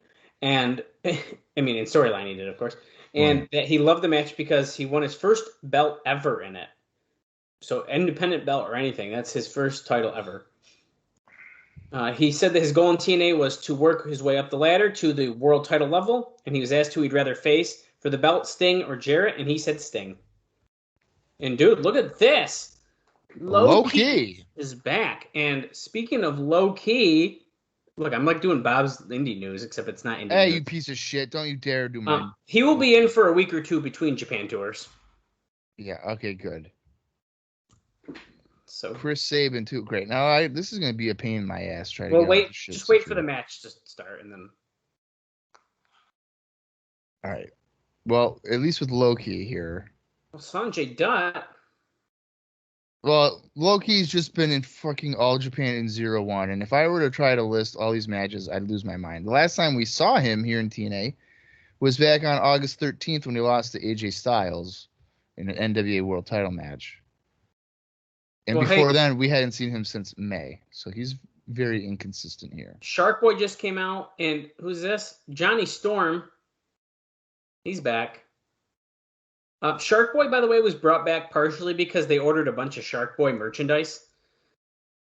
Chad Collier. Well, yeah, this guy's been an explosion. D'Amore is apparently pushing for him to be a regular in the X Division in a role similar to that of what Dean Malenko had in WCW. I could see that. Here's Daniels. I don't have a note on him. I had a lot of X Division little notes there, though, like literally sentence for a bunch of those guys. So you can go back to your shit. I was just wanted to try to get some in. Oh, back to my shit, he says. Back to the independent news. One of my favorite parts of the show. Wait a second. My shit. Oh my god. Do you know who this is? I feel like my gut. I do, but I can't remember who it is. But I'm pretty sure I do know who it is. Who do you think it is? Oh my god. I really don't know. I'm going to be so mad when you say it, though. Take a guess. I'll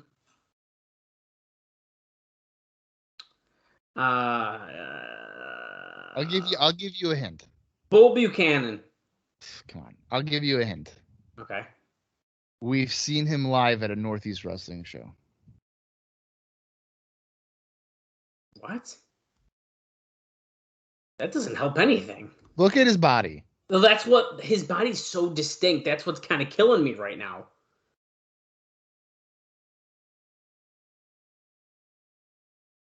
Oh, Loki with a 619. We've seen him before? Yeah. And we were like pumped to see him. Is it PCO? There is. Holy shit. Speaking of PCO, in my indie notes here, I was trying to wait for this fucking transition. And by the way, he's what, X here? Is that what he's doing? Yes, that's his name, is X, yeah. He's mostly wrestling, by the looks of it to this point, mostly in Canada, which shouldn't be a surprise, Australia as well. But most notably, back in July, he had a dark match tryout for WWE where he defeated El Tornado, and if you couldn't have guessed, he did not get a job. Right, let's see. Chris Saban will be next once I get to his page here. And he did a couple of things here. On October 25th, he lost to Xavier for Ring of Honor.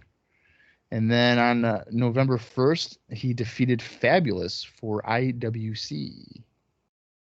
Oh, hey, Johnny Storm cut all his hair off. Oh, he did. He had long hair before. And I mistakenly got him and Ashley Hudson confused the last time he was here, and I felt really dumb about that. So I'm sorry, Johnny Storm.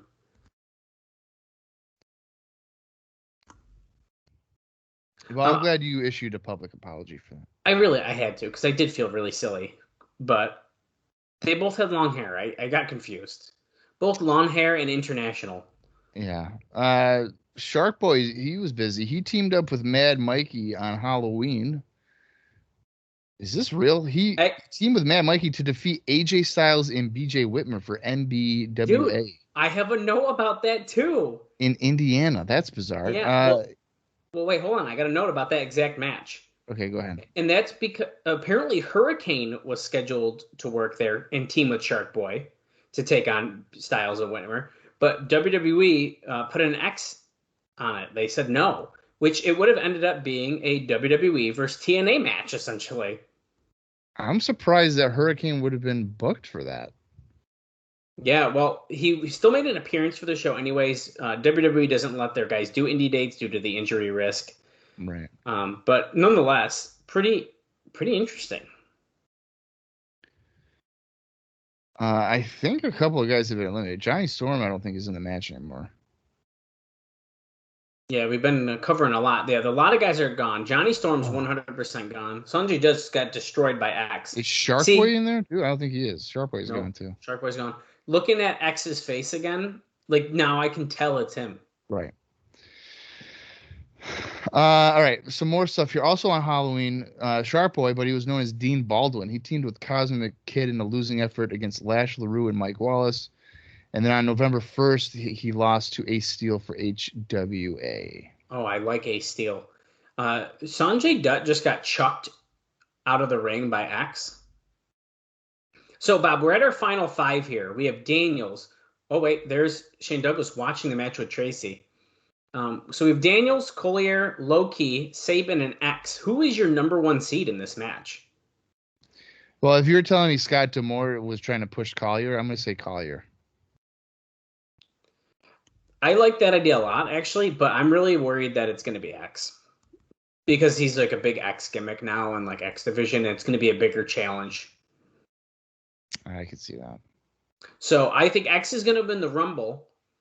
And then out of this, then we'll get two other singles matches that will happen over the next couple weeks as well. Actually, next week, I think. Yeah.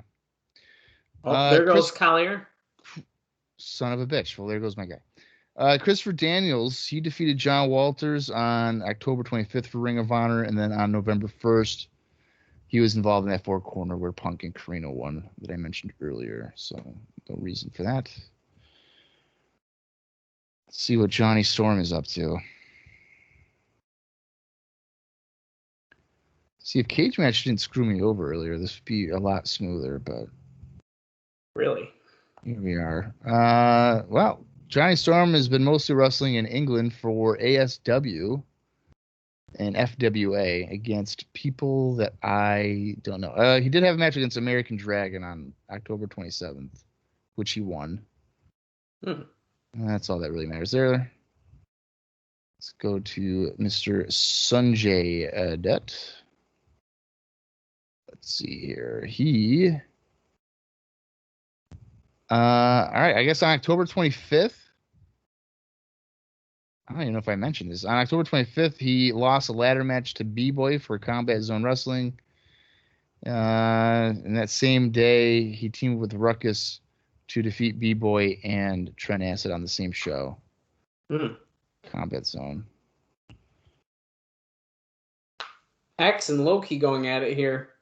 Is the gimmick here with X is like he's like kind of defeating the purpose of the X division or what? I mean, I know it's no limits, but give me a break. I do feel like that's sort of what's going on. This is really one of the first times we're seeing someone not small athletic in an X division match. Is that wrong to say? I think that's fair. I mean Siaki technically was probably but that's not as bad. Like X is like built different, you know what I mean? Yeah, this is a muscle mass type of situation. Muscle mass and definitely like I want to say like the unstoppable kind of like, it's like when they eventually did it with Abyss, you know what I mean? Like it was like, what? The same idea I'm getting from this. Loki with a super high kick on X, who's on the top rope. Chad Collier, he recently had a tryout on September 30th for WWE, where he teamed with Canyon to defeat Kevin Fertig and Travis Tomko. That would be Mordecai, by the way, Kevin Fertig. Oh, yeah. Chad also wrestled Nigel McGuinness to a 50-minute time limit draw on October 25th for War in Ohio. And on Halloween, he defeated Matt Stryker with a Y for NBWA. Wow. That's most notable there as well. And I think that is all for Wow, that was a lot. guys involved here. I know we weren't calling a lot of action in this, but guys, it was a battle royal. And we're at our final four Well, now. I mean, there's been like, big spots and stuff, but it is just a nice backbreaker there by Saban. It's been mostly just battle royal shit. Yeah. What does Gallows call it about? Just it's like trading elbows? Yeah, throwing bows with the boys or something like that. Yeah. But yeah, I mean, it's been fun. Everyone kind of got their shit in, essentially. And now Daniels just tried to eliminate Loki and Saban, but they did not get eliminated. Remember, they were in Triple X together. And now that Loki tries to throw Daniels out. But Daniels stepped back and is like, what are you doing? And they're trading chops. Loki winning that exchange. Double underhook. Oh, somersault kick, though, by Loki. Going for the key crusher, but it was blocked by Daniels. Loki ducks the clothesline, comes back Tilto. Oh. He's got the dragon clutch. Dragon sleeper. But wait, here comes... Oh, Saban. Oh, they both got tossed out.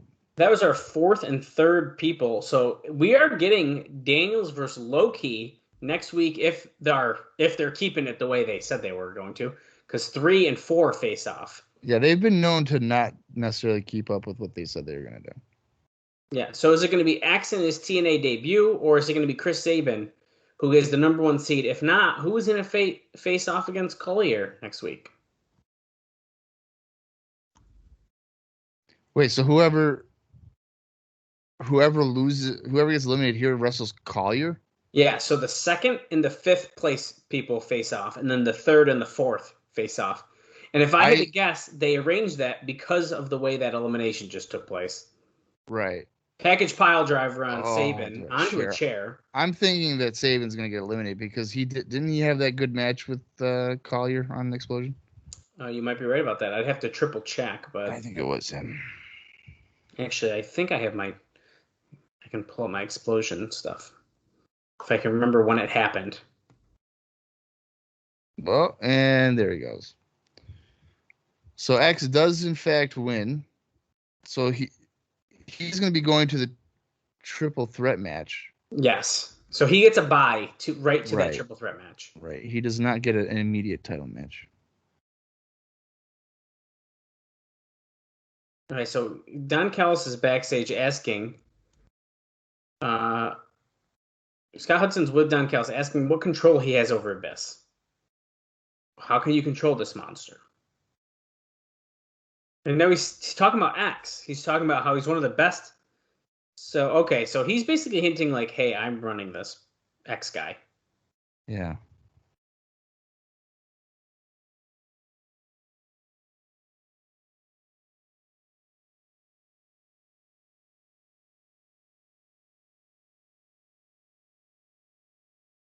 I care about the welfare of this company, and that includes you. Oof. Rowdy Piper.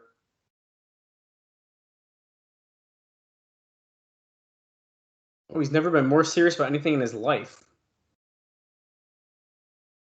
Rowdy Piper is insane.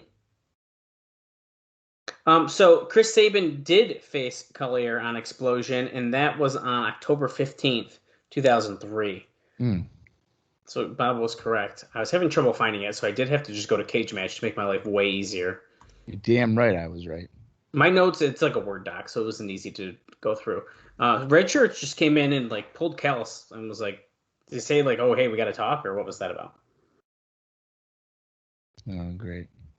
What's this? Roddy Piper. He's at the he's by a sign for an emergency room. Saying he's looking for Russo at the emergency room. They just showed the clip of Jarrett beating him up.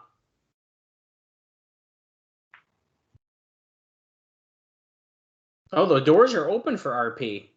One of the last living icons of professional wrestling.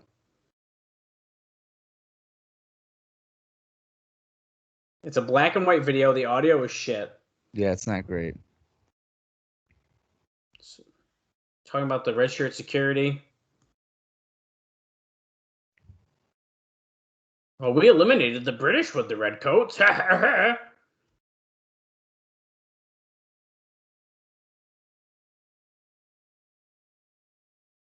This is a very odd video package. I don't understand what we're like witnessing right now.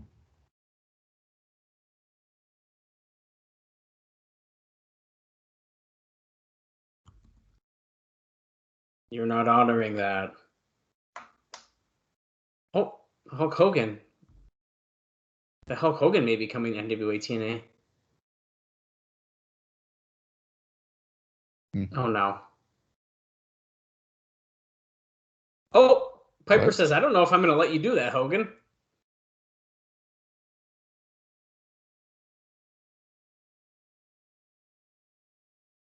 Oh, no. Piper said he is coming back, but you'll never know when or how. Great. Because NWA is a rocket ship ready to go with no Russo. Here I come, baby. And there is April Pennington covered in glitter. And I no longer care about what Roddy Piper just said. That's not my favorite girl, though. I don't care. Here comes Glenn Gilberti and David Young, the master of the spine buster. Hey, speaking of David Young, it's actually noted here that Chris Saban and David Young are going to be brought into AAA as the first part of talent exchanges with TNA. David Young is? And Chris Saban, yeah. Yeah, well, Saban doesn't surprise me, but the fact that David Young... Well, he's the master of the spine buster. That's not my girl. Is she still in the gimmick? Wait, that wasn't her? I don't think that was iPod. Well, here comes the 3 Live crew. Oh my god, I have a note about Conan, too. B Jizzle. Apparently, he's got a very bad hip and will likely need it replaced when he retires. That's a note I have this week. For Conan? Yeah. Wow. I just like that that's the sentence in this. His hip's really bad, so he needs it replaced when he retires. He needs it replaced. Well, I mean, he actually ends up... I think he gets a couple of hip replacements, doesn't he? I don't know.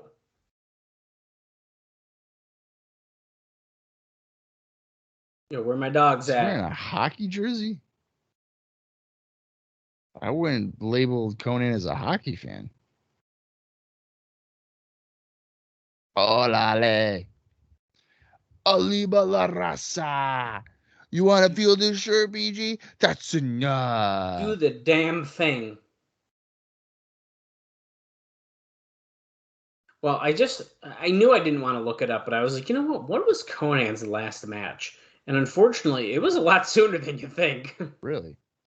Yeah, his last match as of now was at Triple Mania 27 in 2019, and it was like a huge match.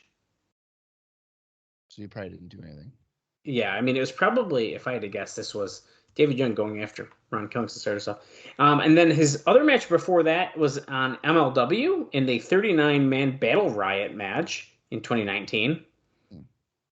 And then before that, he wrestled Low-Key for the MLW World Heavyweight title in 2018 in a no disqualification match. And Low-Key defeated Conan by referee decision. Really? Does it tell you how long the match was?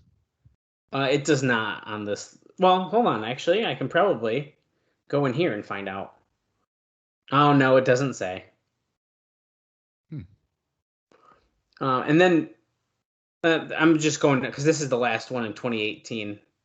Oh, no, it's not. I lied. But he had the Concrete Jungle Death, which was LAX versus the OGs in Impact Wrestling Bound for Glory 2018. So it's Conan, Ortiz, and Santana versus Hernandez, Homicide, and it was Eddie Kingston, right? Yeah, King. So Conan has wrestled a lot more recently than I would have guessed. Yeah, but I mean, who knows how much he actually did. It still counts, man. It don't matter. Well, if you're talking the last time he was like more no, because it looks like a lot of these he didn't really do a whole lot. In 2010, he was pretty active in 2010, like very active. When's his last TNA match? As Gilberti did a slow-moving elbow drop to BG James. Well, if you're not counting that Impact one, you're gonna have to give me just a second. What Impact one? The Bound for Glory 2018. Well, I guess that would count then. Okay, we'll count that. Now, before that, his last TNA match ends up being in March of 2006. Wow. And it's at Destination X. That's before LAX even comes in, I think. Well, not quite. Not quite what? It's LAX. At Destination X 2006? Yep.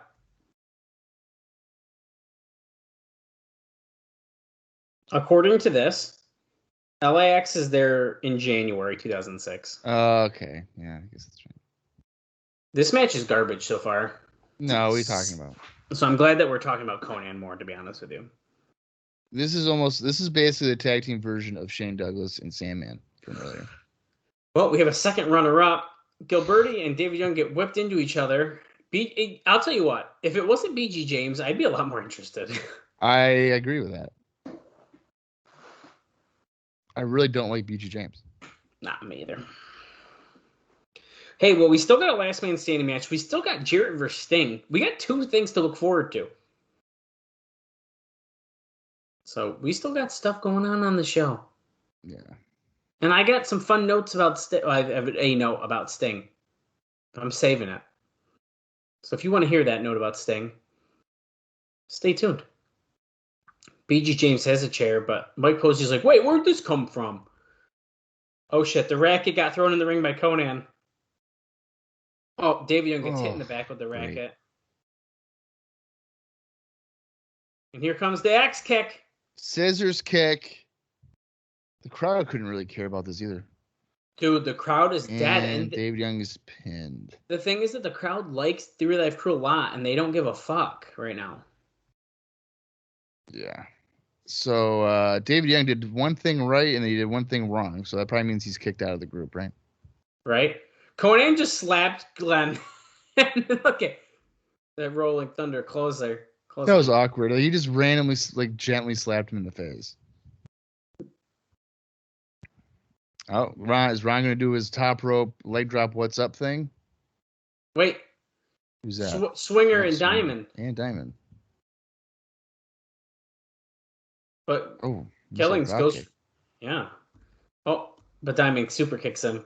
I don't know how he super kicked him in those tight-ass dress pants, but more power to him that he didn't rip a hole in him. Here's America's Most Wanted. Do I smell a three corners tag match, triple threat tag match, or what? I was just thinking. I mean, you could do a four corners, Gilberti and Young, I guess, right? Yeah. I mean, you're looking at our top three tag teams in TNA right here. Essentially, our only three. If you're well, we got Ekmo and Siaki, I guess, but. Oh, that's true. Well, here we go. America's Most Wanted has the belts in hand that are not theirs, and they're on the microphone. You and your boys can't run forever. You can send any team after us. But the bottom line is,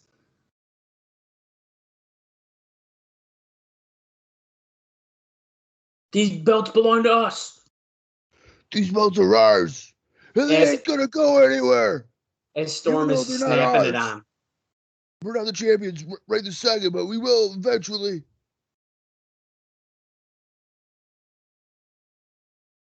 BG's talking now.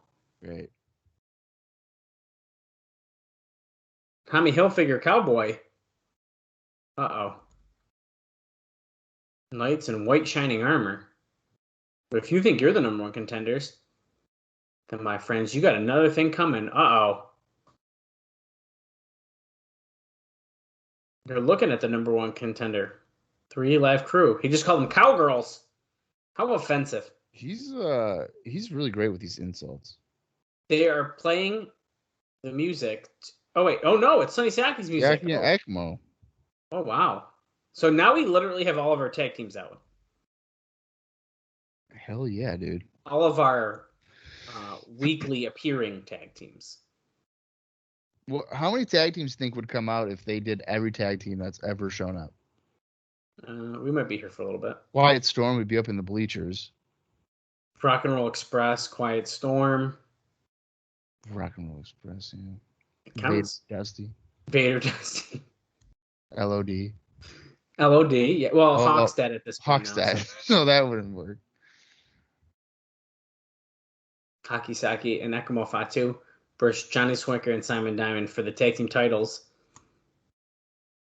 This is a mess. Are we going to get a battle royal? Glenn's like, Yeah, did I make a deal, David Young? Yeah, Glenn, you did. I don't work well under pressure.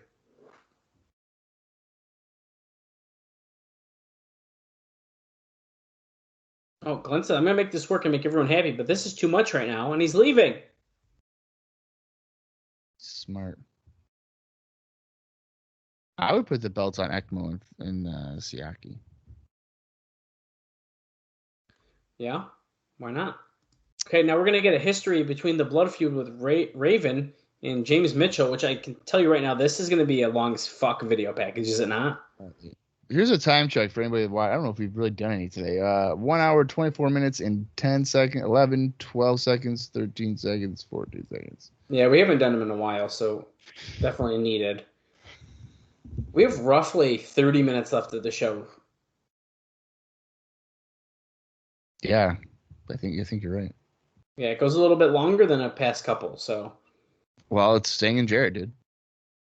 Well, okay, so let's make bets. Okay, we should do like a bingo board, like a drinking game. I'll drink like Sprite or something, but it could be like, okay, and if it's a Jarrett match, do they do the double down? Does Jarrett get a headlock on him, and then does he get, or a sleeper hold, and then does he do one does it happen in reverse? Do they go in the crowd? Does Jarrett bleed?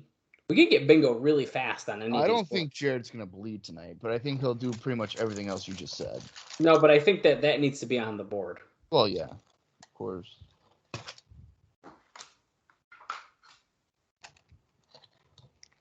I'm gonna take out your men one by one by one. Dream blood, Jim Mitchell. Dream blood.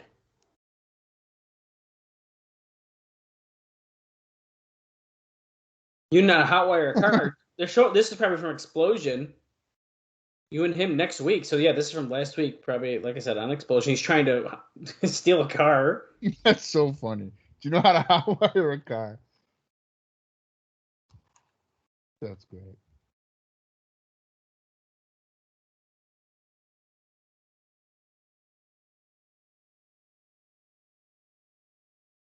You know, since it is a last man standing match, Raven could lose this if somebody gets involved.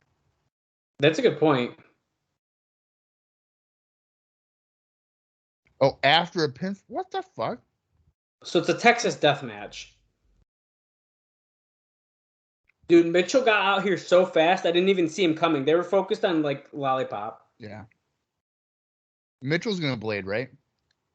Dude, yeah, he's getting busted open.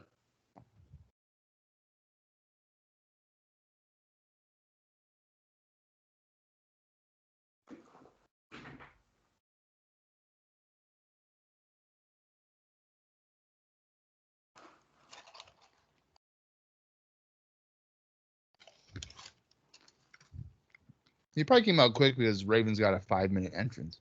They knew. Yeah.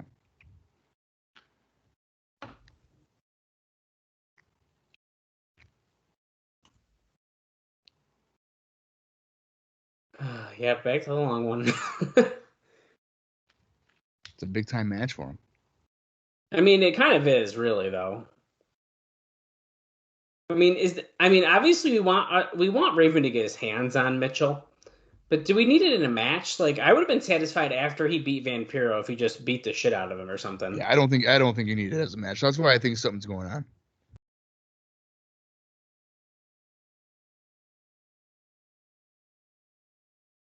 The final phase, the final chapter.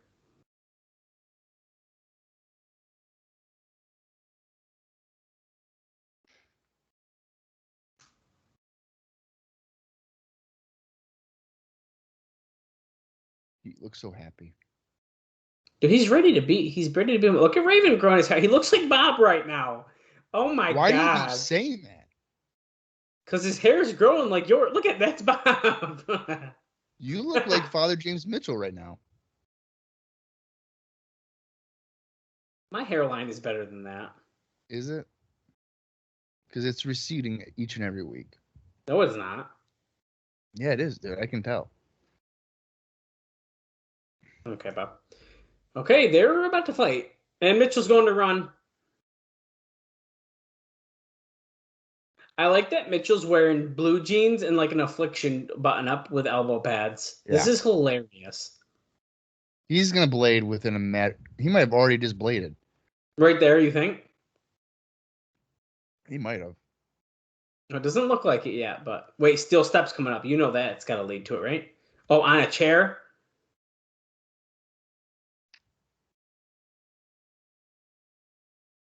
I feel like he's definitely gonna blade off of something stupid, if not already.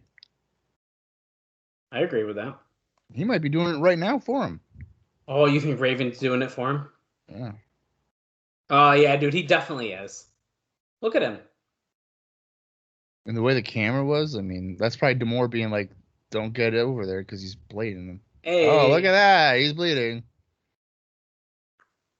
we're too good at this stuff. Yeah. Oh, sleeper hold. Taking it from the Jeff Jarrett notebook here.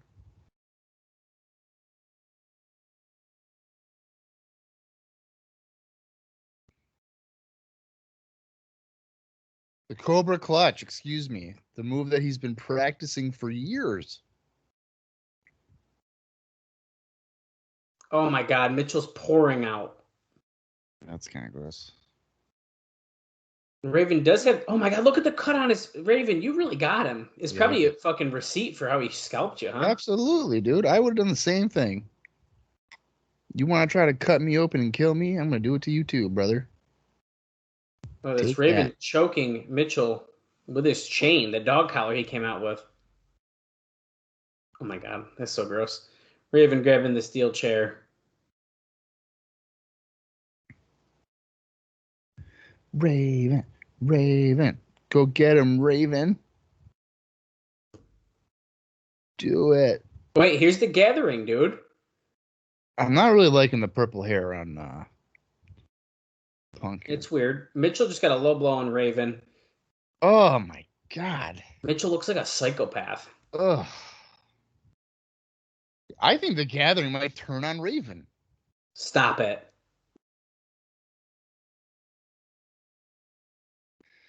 You think that might be the person that the plan this whole time is like Yeah, because the they're gathering? like, we're trying to help you and you're not letting us, so fuck you. We'll just turn on you. Mitchell went for the pin, but no. This is ridiculous. Raven should have already won it. Technically, yes, but if you think about it, Raven is trying to more or less inflict the pain. He doesn't care. I don't think he cares about winning. So he's more focused on how can I just beat the shit out of Mitchell. He's not focused on. He's getting whipped with the chain right now. Yeah, he sure is. I feel like Mitchell's getting revenge more so than Raven is right now. I mean, he is bleeding quite a bit, but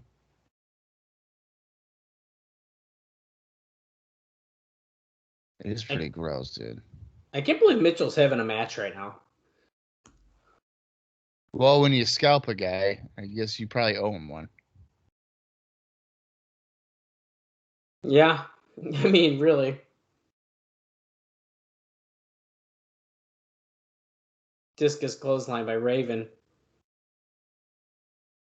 Measuring Mitchell comes back, big clothesline. And another one. And another one. And another one. Raven sets up the chair. Probably the drop toe hold of doom. Of doom. Is he going to hit it? Oh, yeah.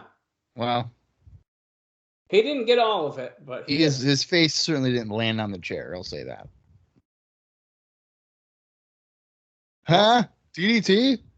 Even flow, Raven effect, whatever you want to call it. He hits it. That's got to be it. 1, 2, 3. There's the pin, but now he's got to count to 10. Which is not how a last man standing match works.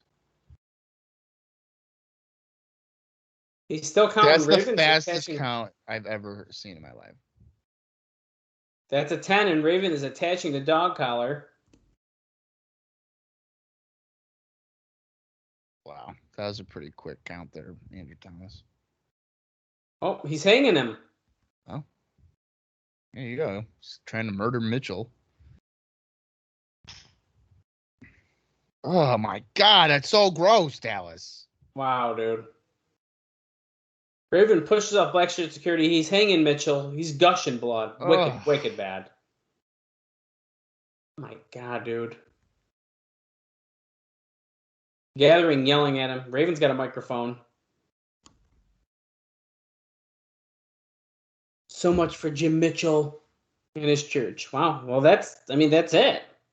That's got to be the conclusion of that. That was gross. He said, I'd go through your men one by one. Well, now, hang on a minute. Punk and De Niro. See, they're in behind him. Oh, stop it. They're going to celebrate, Bob. He's got a destiny to fulfill. Oh, he just pushed Punk off for rubbing his shoulder. He said, Jeff Jarrett, I'm coming for you. He's got a destiny to be NWA World Heavyweight Champion.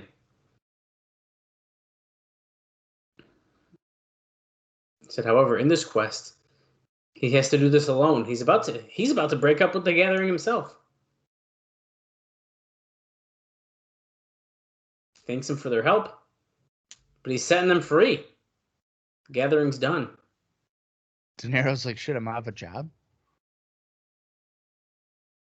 I always walked alone. That's not true. The Flock. Punk says, don't do this. Please don't do this. He says, boss, please don't walk away from us. They're begging him. Please, Raven. So weird. What, wimpy Punk begging for Punk or Raven to not walk away? Well, if he was in Ring of Honor, he'd be like, you're a drug addict, and I want to fucking kick your ass tonight. And now he's like, please, no, stay with me. It's just weird. Well, the Gathering has been set free. The Jim Mitchell saga is over. Raven has set his eyes back on the NWA title, so he says. Yeah, let's not forget the Axe, dude. Axe making his debut. He's advancing to the three-way match in 2 weeks. Next Wednesday night, though, Chad Collier versus Chris Saban. That'll be good. In Low Key and Daniels. So we have 2 good X Division matches already next week. Yeah. That's pretty exciting. I think that'll be good. But that's not all. John West says, how ironic is it that Low Key and Daniels got to face each other? Who's this? It's Low Key. Oh, God. Don't give him a microphone. No. It's going to be you versus Low Key. Yeah, we know that, Low Key. Triple X is over? It's over.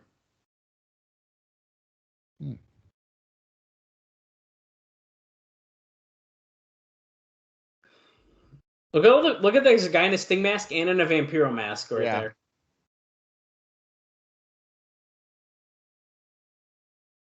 It's not the size of the fighter. We get it, Low Key. The size of the fighter. Okay, we get it. Okay, Jesus. Yeah, but Daniels isn't that much bigger than him, so is that really... No, he's not. It's now friends that are now enemies because they went after each other in a battle royal.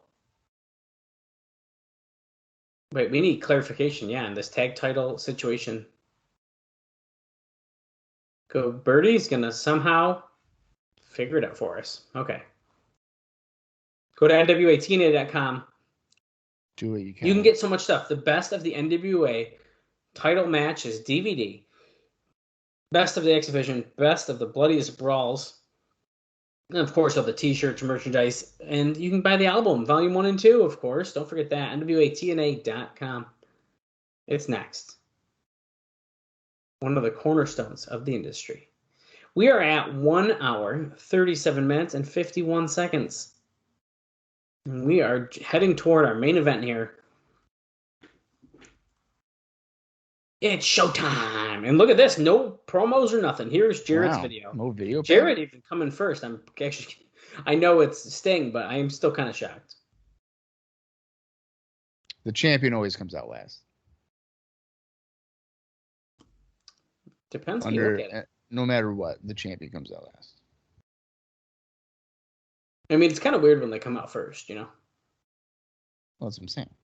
Comes out last. All right, come on, Jeff. Just come out. So what you're saying is Sting is going to leave as the champion? I would. You would do that? You'd have Sting beat Jarrett right now? I'm over Jarrett as being champion. He doesn't need it. Give it to Sting. Already? Yeah, why not? Okay. You got at least 2 more dates with him. I mean, that's true. So, what's the difference? My world. In my world. The Mr. October of professional wrestling. Yeah. If only they had came up with that nickname in October, because it's now November. So. That's a really great point. Oh, his music stopped. Oh, is Borash going to do the fancy boxing fucking intros? Yep. Oh, Sting actually has his own music this time. Oh, he does. I didn't think about that. That is exciting.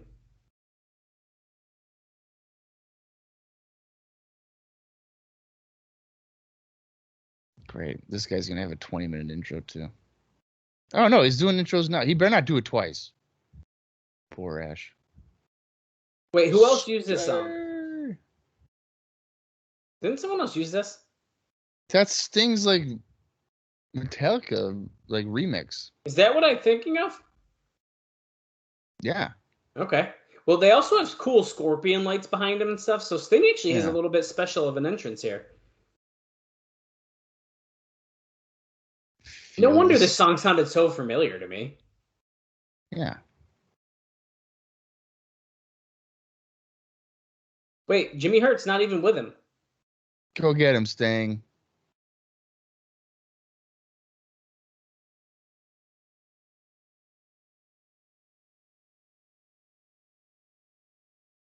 Okay, we get it. Sting's been a multiple-time champion. Sting is back and he's here. He's gonna beat Jeff Jarrett for the world title. Does Sting feel lame as fuck being at the fairground arena or what? He doesn't give a shit. He's getting paid what? How much is he getting paid, do you think? I feel like we had a rough number a while ago, and it was pretty good. So yeah, I mean, I wouldn't care either, but I'm saying he's probably at least getting 10 grand, right? I feel like he's got to be getting paid upwards, right? Yeah.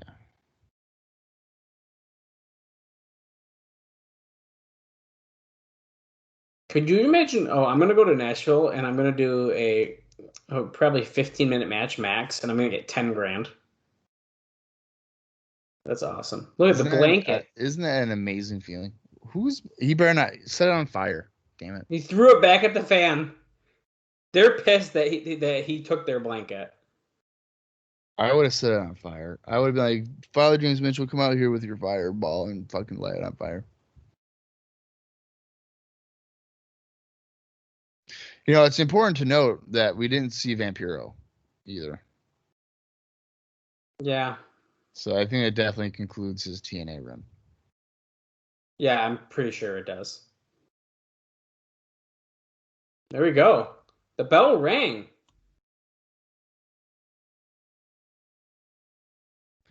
The electricity. The anticipation. I don't think it's that big of a deal, folks. I think we can chill out a little bit. But that's just me. Jarrett looks terrified. As he should be.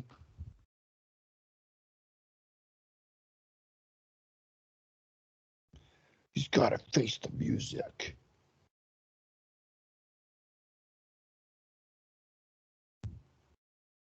Yes, this is reminding me of Ali and Frazier. Absolutely, dude. Shoulder block by Sting. You don't think this reminds you of Ali and Frazier? You probably don't even know who those are. I've seen it like a couple times. Do you even know who Ali and Frazier are? Yeah, Muhammad. And the Frazier guy. Yeah, what's Frazier's first name? Well, he usually just goes by Frazier, so I don't... But what's Frazier's first name? Michael. No. I'll give you 3 guesses. Michael's not great, but what's the other 2? That's got to be close. Is it Bill? Nope. You were probably close with Michael. Yeah, I figured I was. Is it bad if I tell you I feel like I have a T-shirt with him on it? Yeah, it's probably bad that you don't know his name. I don't wear it, so. Just think of what's a name you would use if you were just randomly say something. You're telling a story, but you don't know his name, so you're just like, oh, this guy. John. Close. Joe. Oh my God, I knew that. I knew that. Joe Frazier. How stupid. Oh my God. That's so stupid, Bob. I knew that. I'm sure you did. Sting and Jarrett locking up. I'm more of a wrestling guy, okay? Nikita Magnum, best of 5 or 7. Best of 5, best of 7, cage match, first blood, death match, whatever, same thing. I like the Russian chain, but whatever. Okay, so Sting going for the death lock. Jarrett's kind of tapping. He's trying to He's tapping in preparation for the pain. Oh my God! You got it over. No, Jarrett's not wearing his all white gear, so this probably isn't that big of a deal, right? Yeah, it's hard to say. I mean, he might have not wanted to step on Sting with the white paint. Yeah. Jarrett's kind of limping ringside a little bit. He's yelling at the fan whose blanket he just took. And now Sting is fighting right in front of her. Look, see, I slam him on the blanket. That's right. She moved it, though. Look, she's like, can I borrow the blanket? Absolutely, Sting. Can I ruin it by choking him with it? Yeah, sure thing, Thing. So it's okay for Sting to abuse the blanket. She's like, I'm never washing that ever again. That is kind of cool. He's like, yo, let me take your blanket that has my face on it, and I'm gonna beat up Jarrett with it. Hey, I'm gonna punch him over his head. If you guys are following along at home and you have Jeff Jarrett wrestling in the crowd during his match, please put that on your bingo card now. They are climbing up the bleachers. Because shocker, it's happened again.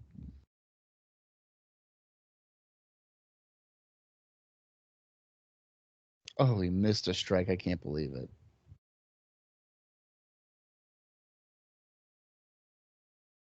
It looks like it might not be as long of a crowd moment as we are used to, but that's okay. Sting with a chair hits Jarrett in the back. That's a disqualification.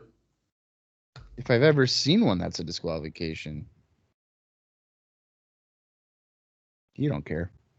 Nah, dude.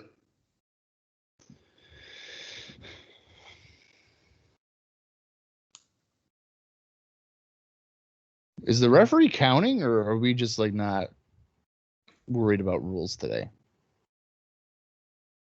Yeah, it's a Sting match, brother. So Rudy's like, just do the pin in the ring at least. As far as rules, there is none. Okay, we're in the crowd longer than I expected, but here we go. Back to ringside. Heading over to the announce table.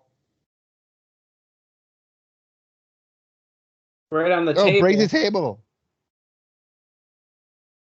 Sting, use the DVD. Oh, wait. He's got the fan that was probably cooling off Don West ringside, and he hit Jarrett with it. Break the table. For the love of God. Ass whooping. Woo. Drops Jarrett on the guardrail.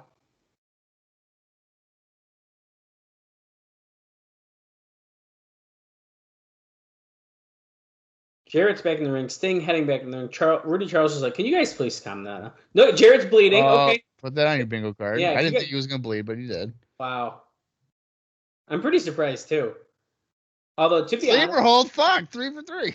dude, Son I'm of a telling you. bitch.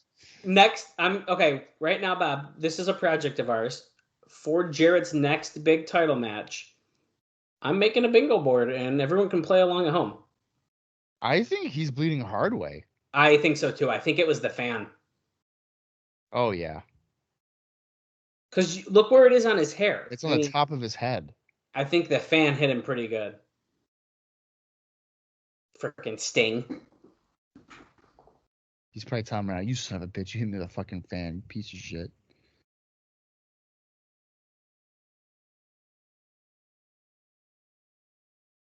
Sting using the crowd to get hype up, using the elbow, breaking out, right hand. I bet you backstage Jeff is probably like, "Sting, since you hit me with that fan, you're gonna have to work here for like 11 years. I don't know what to tell you, but I'm sorry." Sting's like, "No, dude, I'm not doing that." And he's like, "You have to. You have to. Every year, and when your contract comes up, you have to sign a new one. You gotta renew it." And Dixie's gonna do her eyelashes at you, like, "Please, Stinger." Sting going for the Scorpion Deathlock again, but Jarrett gets out ref bump. Oh, the referee got knocked down. I can't believe that. Oh my god, we should have put that on the bingo card too. I can't believe this. Jarrett's got the title. I am stunned that the referee got knocked down. This is just not right. Oh, Sting ducks it. Oh, missed it. Death drop. That's right. Boom, done. Here we go. Cover him. Dude, Here we go. Rudy Tane's Charles. look how his legs are. Yeah, he conveniently put his legs out there. Who's that? Oh, it's Don Callis. You piece of shit. Damn him. Mike Tenay's not going to have a voice tomorrow. You can go to hell, Don Callis. Oh, Rudy Charles slapped him. Or slapped him.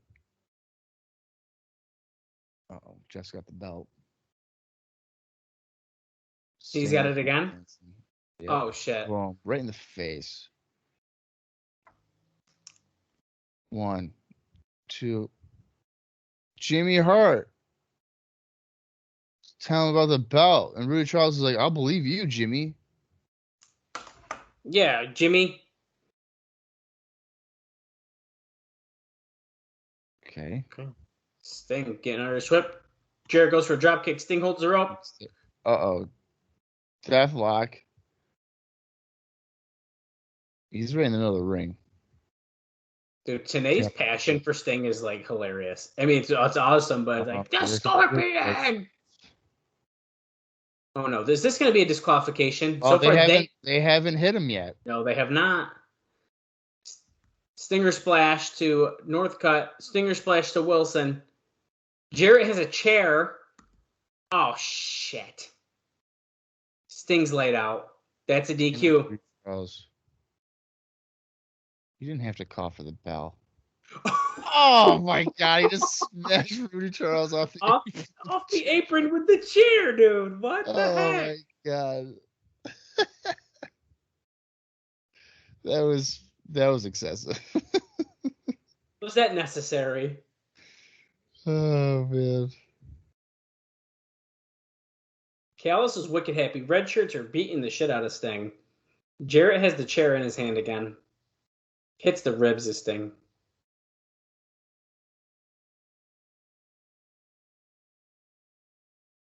That's too funny. It's Raven. What the hell's Raven here? Ha, there, Jeff. Oh, shit. Jabbing away. The red shirts are not even paying attention. They're just beating down Sting. Raven effect. Oh, shit, they stopped. Northcutt finally paid attention. Oh, God. That was horrible. That was a really bad sidekick. That was really bad. Now, remember, wasn't it like Sting, Raven, and Jarrett all in the ring together, and Sting like held their hands up? Wasn't it them? Yeah. Yep, that definitely happened. And they're in the ring again. A Bulldog. Oh, Insiguri. Insiguri by Jeff. Devastating.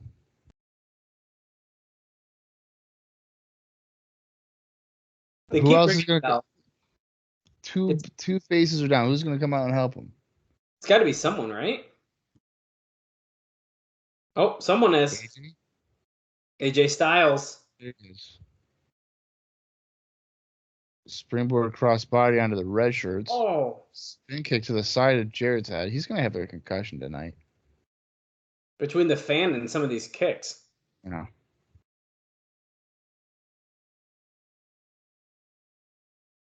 Double power bomb. Double team power bomb. And yeah, double team power bomb neckbreaker combo by the red shirts.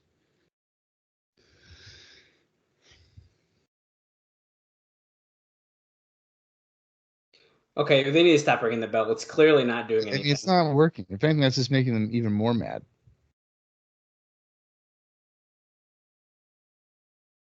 What Jarrett's looking at the stage, crowd's cheering. Who is it? He's saying no. It's Abyss. Dude, Ryan, red shirts and Jarrett leave the ring. I mean, if this isn't telling you they got some big plans for Abyss, I don't know what is. Abyss and AJ Styles, AJ raises Abyss's hand. I don't buy it. Oh, Yeah, shit. Black hole slam. There you go. Oh, my God. Jarrett's getting back in the ring.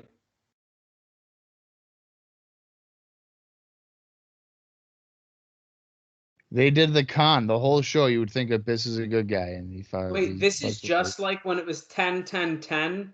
They're here. Okay. Wait, Sting is the bat. Jarrett has the guitar. Sting held it up.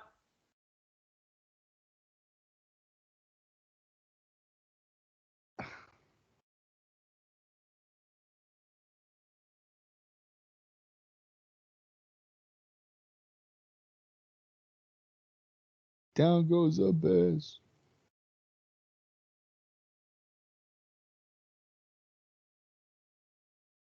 Jimmy Hart's like, yeah, baby.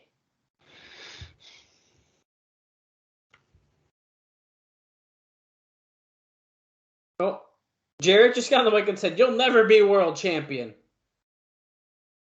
Oh, it's Don Callis. My bad. Don Callis. It did sound like Jarrett. Raven. Oh, so there's talking to Raven. You'll never be world champion, Raven. And next week, the red shirts are going to take care of you. Okay, so it sounds like we might have a handicap match on our hands next week. Yeah, that sure sounds it. Sting is the microphone now. Getting the cheap pop, Nashville. He said, I kind of like what's going on around here in TNA. Well, then how about you show up more often, Sting? Oh, he's coming back next Wednesday. Okay. Under one circumstance. You points to Styles and says, will be my tag team partner.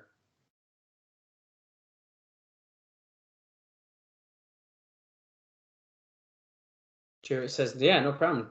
Next week, Sting and Styles versus Jarrett. Oh.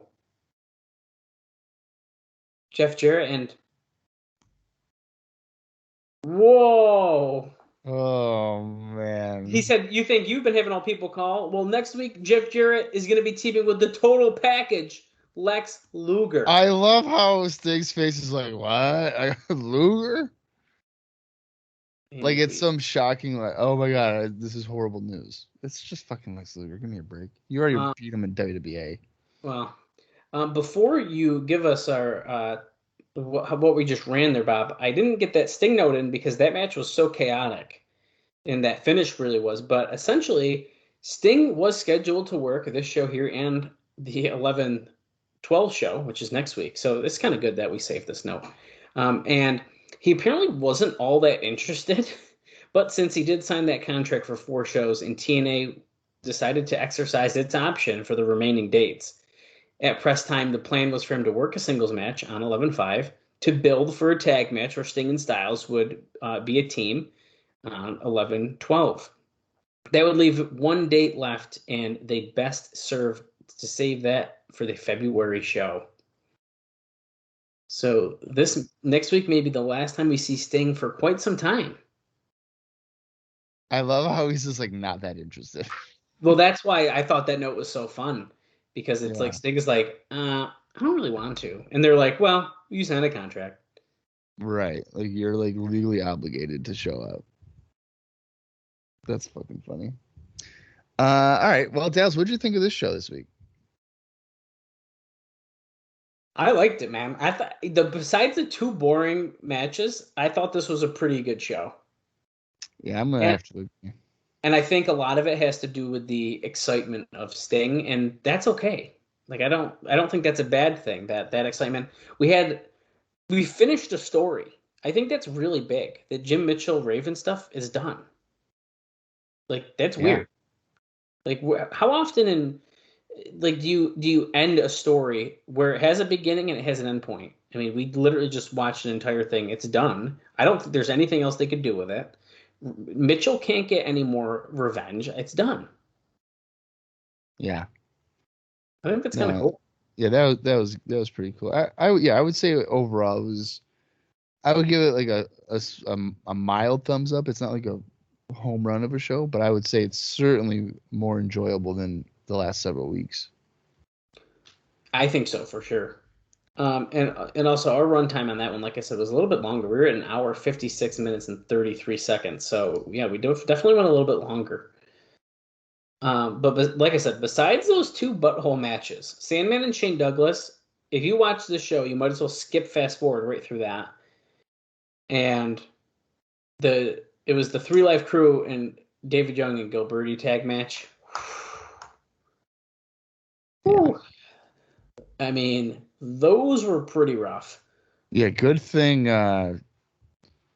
David Young is going over to Mexico for that talent exchange. That's good stuff. Yeah, it was like a mix of like David Young, but also like I don't BG James, like we always say. Like there was like it was Yeah. like just another mess, you know. But like I said, besides those, I think this was a lot of fun. I'm really interested in what they're gonna do with this tag team stuff. I mean, like we said, they pretty much involved every single tag team. Yeah. So I mean, something's got to happen. It's just a matter of what that's going to be. Is it going to be a battle royal? Is it going to be an 8-man tag, or is it going to be like a tag team gauntlet, like elimination style? I don't know. I don't know. I mean, there's plenty of things they could potentially do with it. So, Yeah. I'm thinking it's going to be like a 4-way. That's what I'm going to think. Yeah, I mean, I think that probably makes the most sense. I'm pretty excited to see Sting again next week. I think it's kind of cool. I sort of feel like I don't want to feel like it's a wasted appearance, but if you only have him for 4, to do 2 in a row is kind of weird. I feel like is that you think that's weird to say? I don't know. But at the same time, I guess we'll say this: you can't have Sting in just world title matches and stuff like that just to like No. lose all the time either. So Right. I think that's important to keep in mind as well. I don't think they've wasted them per se. No, I don't either. I just what I mean by that is like, do we think that 2 in a row, week after week, is too close together? I can see what you mean. Like it diminishes it. Like, should we build more to that? And obviously, Sting isn't going to be there to build it. Or whatever. I don't know. I'm excited about it. So, like, why am I complaining? It's because that's what wrestling fans do. I mean, I don't know what to tell you, but I'm excited nonetheless, and I think it's gonna be fun. No, I see what you mean. Maybe you could space it out a little bit.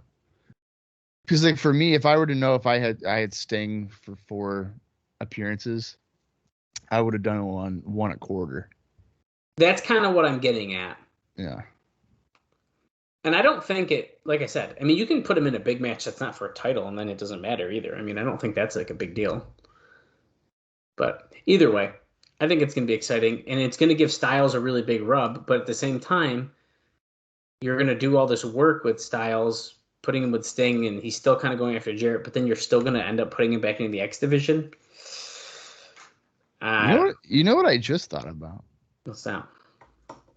How would Jeff Jarrett know that Sting was going to challenge him to a tag match, and he was like, "Oh, fucking Luger wants to come in." Lex Luger.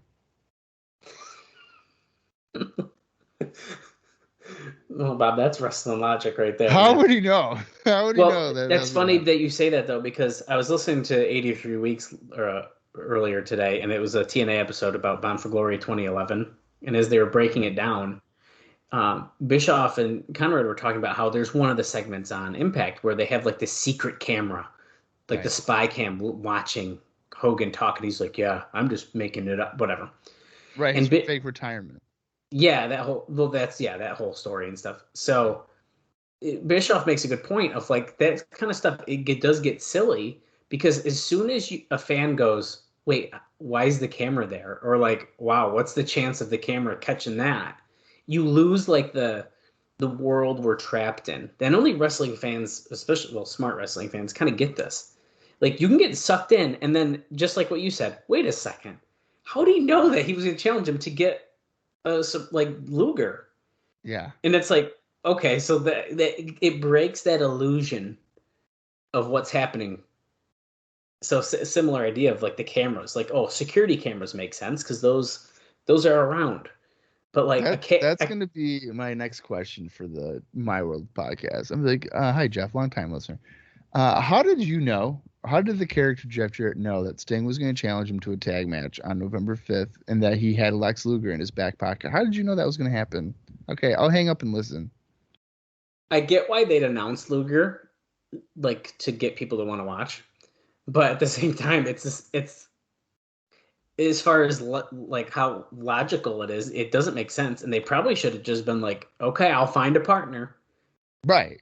And with Sting being already on the show, people are going to watch anyways. I don't think Luger moves the needle at all. And if I were watching this show and they'd be like, "Oh, Lex Luger will be here," I wouldn't be like, "Oh shit, I gotta see Lex Luger." Well, dude, Sting can't believe it. Well, he's stunned. I love how they close every show now, where it's just like, next week it's gonna be this match. And it's just like, what? What? I can't wait for there to be like a Raven match where he's like, Don Callis will be like, Raven, you're fighting Kevin Northcutt in a Clockwork Orange House of Fun, and Raven's gonna be like, what? What? My own match that I've created? What? Well, I'm sure that's going to happen sooner rather than later. I can't wait for it. But yeah, I can't wait though to continue on. We are 6 episodes until the end of 2003, and of course, we'll be doing our year in review recap and like awards and stuff or whatever, like we did for the 6 months of 2002. This will be the first time for a whole year, so good luck trying to remember everything that happened. Dude. Good Lord. Then we also have that final WWA show that we'll have to buckle down and do as well. So yeah, we're gonna get through it. We're gonna do it. It's gonna be tough, but we'll get there. And then we're gonna somehow recap this year. And I have no idea, like you said, how we're gonna do that. But we'll cross the bridge when we get there.